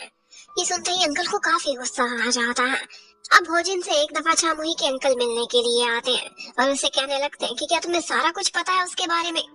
होजिन का कहना था कि चामुही ने मुझे सारी रियलिटी बता दी है। वो घटना जो उसके बचपन में हुई थी, उसने आज तक शब्द नहीं खोले थे सिवाय मेरे सामने। मुझे सब मालूम है क्या हुआ है। छामुही से उसी टाइम पर उसकी आंटी मिलने के लिए आई हुई थी। वो कहने लगती है कि तुम्हारी औकात नहीं है कि तुम ऐसी जगह शॉपिंग करो, लेकिन छामुही का कहना था कि मैं चाहूँ तो ये पूरी की पूरी शॉप खरीद सकती हूँ। वह छामुही को हमेशा से लगता था कि जो उसे दिखती है वो डरावनी है, लेकिन साथ ही साथ उसे ये भी फीलिंग आती थी कि वो उसके बचपन की इनर सेल्फ थी जो उसके सामने आती थी। लेकिन जो भी थी, अब तो वो आना बंद हो चुकी थी। साइकियाट्रिस्ट ने भी उसे ये हिंट दिया था कि हो सकता है वो डरावनी ना हो, वो तुम्हारी बचपन की कोई याद हो। उसे ये बात कभी भी समझ नहीं आई थी, लेकिन आज के दिन वो बात समझ आ जाती है जब उसकी आंटी उसे बताती है कि तुमसे हम नफरत इसलिए करते हैं क्योंकि तुम्हारी शक्ल बिल्कुल तुम्हारी माँ की जैसी है। तुम आईने के सामने खड़े होकर जिसे रोजाना देखती हो वो तुम्हारी माँ का चेहरा है। उसी टाइम पर होजिन को भी छामुही के अंकल एक फोटो दिखाते हैं और उस फोटो में छोटी सी छामुही अपनी माँ के साथ बैठी हुई थी और उसकी माँ बिल्कुल डोरामी जैसी दिखती थी। वो ना सिर्फ वैसी दिखती थी बल्कि उनकी असली लाइफ में कैरेक्टर भी वैसा ही था जैसे रूथलेस डोरामी थी अपनी हॉरर मूवी में। अब जैसे ही ये शौक छामुही पर पड़ता है वो तो गिरते ही बेहोश हो जाती है और उसे अपने बचपन में अपनी माँ की शक्ल याद आ जाती है जो उसे पहले कभी भी याद नहीं थी। उस दुर्घटना के बाद उसने भूल दी थी। उसकी माँ ने अपने पति को भी मार डाला था और साथ ही साथ अपनी बेटी को भी वही जहर भरा केक खाने को बोलती है। खुद भी वो जहर वाला केक खा चुकी थी, लेकिन छामुही ने इनकार कर दिया था और बैल्कनी से छलांग लगा दी थी। आज भी उसे इतना ही बड़ा शौक मिला था। वो जब होश में आती है तो उसे मिलने के लिए होजिन उसके पास आता है और जैसे ही वो ठीक होती है तो उससे बातें कर रही थी। होजिन उसे कहता है कि एक और राज है जो तुम्हें पता नहीं है और वो ये कि जैसे ही तुम बैल्कनी से गिरी थी पुलिस आ गई थी और उन्होंने तुम्हारे मॉम और डैड को भी रेस्क्यू कर लिया था। तुमने तो सबके सामने यही नाटक किया था कि तुम्हारी इस एक्सीडेंट की मेमोरी लॉस हो गई है, तो उन्होंने तुमसे ये बात छुपा ली थी। लेकिन हकीकत ये है कि तुम्हारे डैड और तुम्हारे मॉम दोनों रेस्क्यू हो चुके थे, वो जिंदा है और इस टाइम पर अब्रॉड में अलग अलग अपनी दुनिया में अपनी लाइफ में। यानी कि वो बेचारी जो हमेशा खुद को अनाथ समझती थी वो अनाथ नहीं थी और जो हेलुसिनेशंस उसके सामने आती थी वो कोई और नहीं बल्कि उसकी माँ थी जो बचपन में उस एक्सीडेंट के टाइम पर उसे कह रही थी कि कभी तुम खुश नहीं रह सकोगी, इसीलिए ये केक खाओ और मर जाओ। वेल फाइनली अपनी साइकोलॉजिकल हेल्थ के लिए वो फैसला करती है कि अपनी माँ से मिलने के लिए जरूर जाएगी। वो अपनी माँ का आता पता निकलवाती है और उससे मिलने के लिए निकल जाती है। होजिन बहुत कहता है कि मुझे साथ ही ले चलो, लेकिन वो कहती है कि तुमने बोला था ना कि हो सकता है हम मिल रहे हैं अलग हो जाए, यही मेरा सबसे बड़ा डर है। तो आज के दिन मैं तुमसे अलग होती हूँ, वापस आऊंगी तो मैं दोबारा से कोर्ट करूंगी और फिर से तुम्हारा दिल जीत लूंगी। और फिर फाइनली वो अपनी मॉम से हर चीज क्लियर करने के बाद एक नॉर्मल सी लड़की बनकर वापस आ जाती है और वो दोनों इकट्ठे स्टार्स देखने के लिए जाते हैं। वो उसे कोर्ट कर रही थी, उसे कहती है कि मैं तुमसे बहुत प्यार करती हूँ, तुम बहुत हैंडसम हो, मैंने तुम्हें बहुत मिस किया। और इसके साथ ही हमारा हीरो 1 मिनट नहीं लगाता उसे एक्सेप्ट करने में। और बस इसी के साथ ही इस कहानी की हैप्पी एंडिंग हो जाती है। Thank you for watching, bye bye.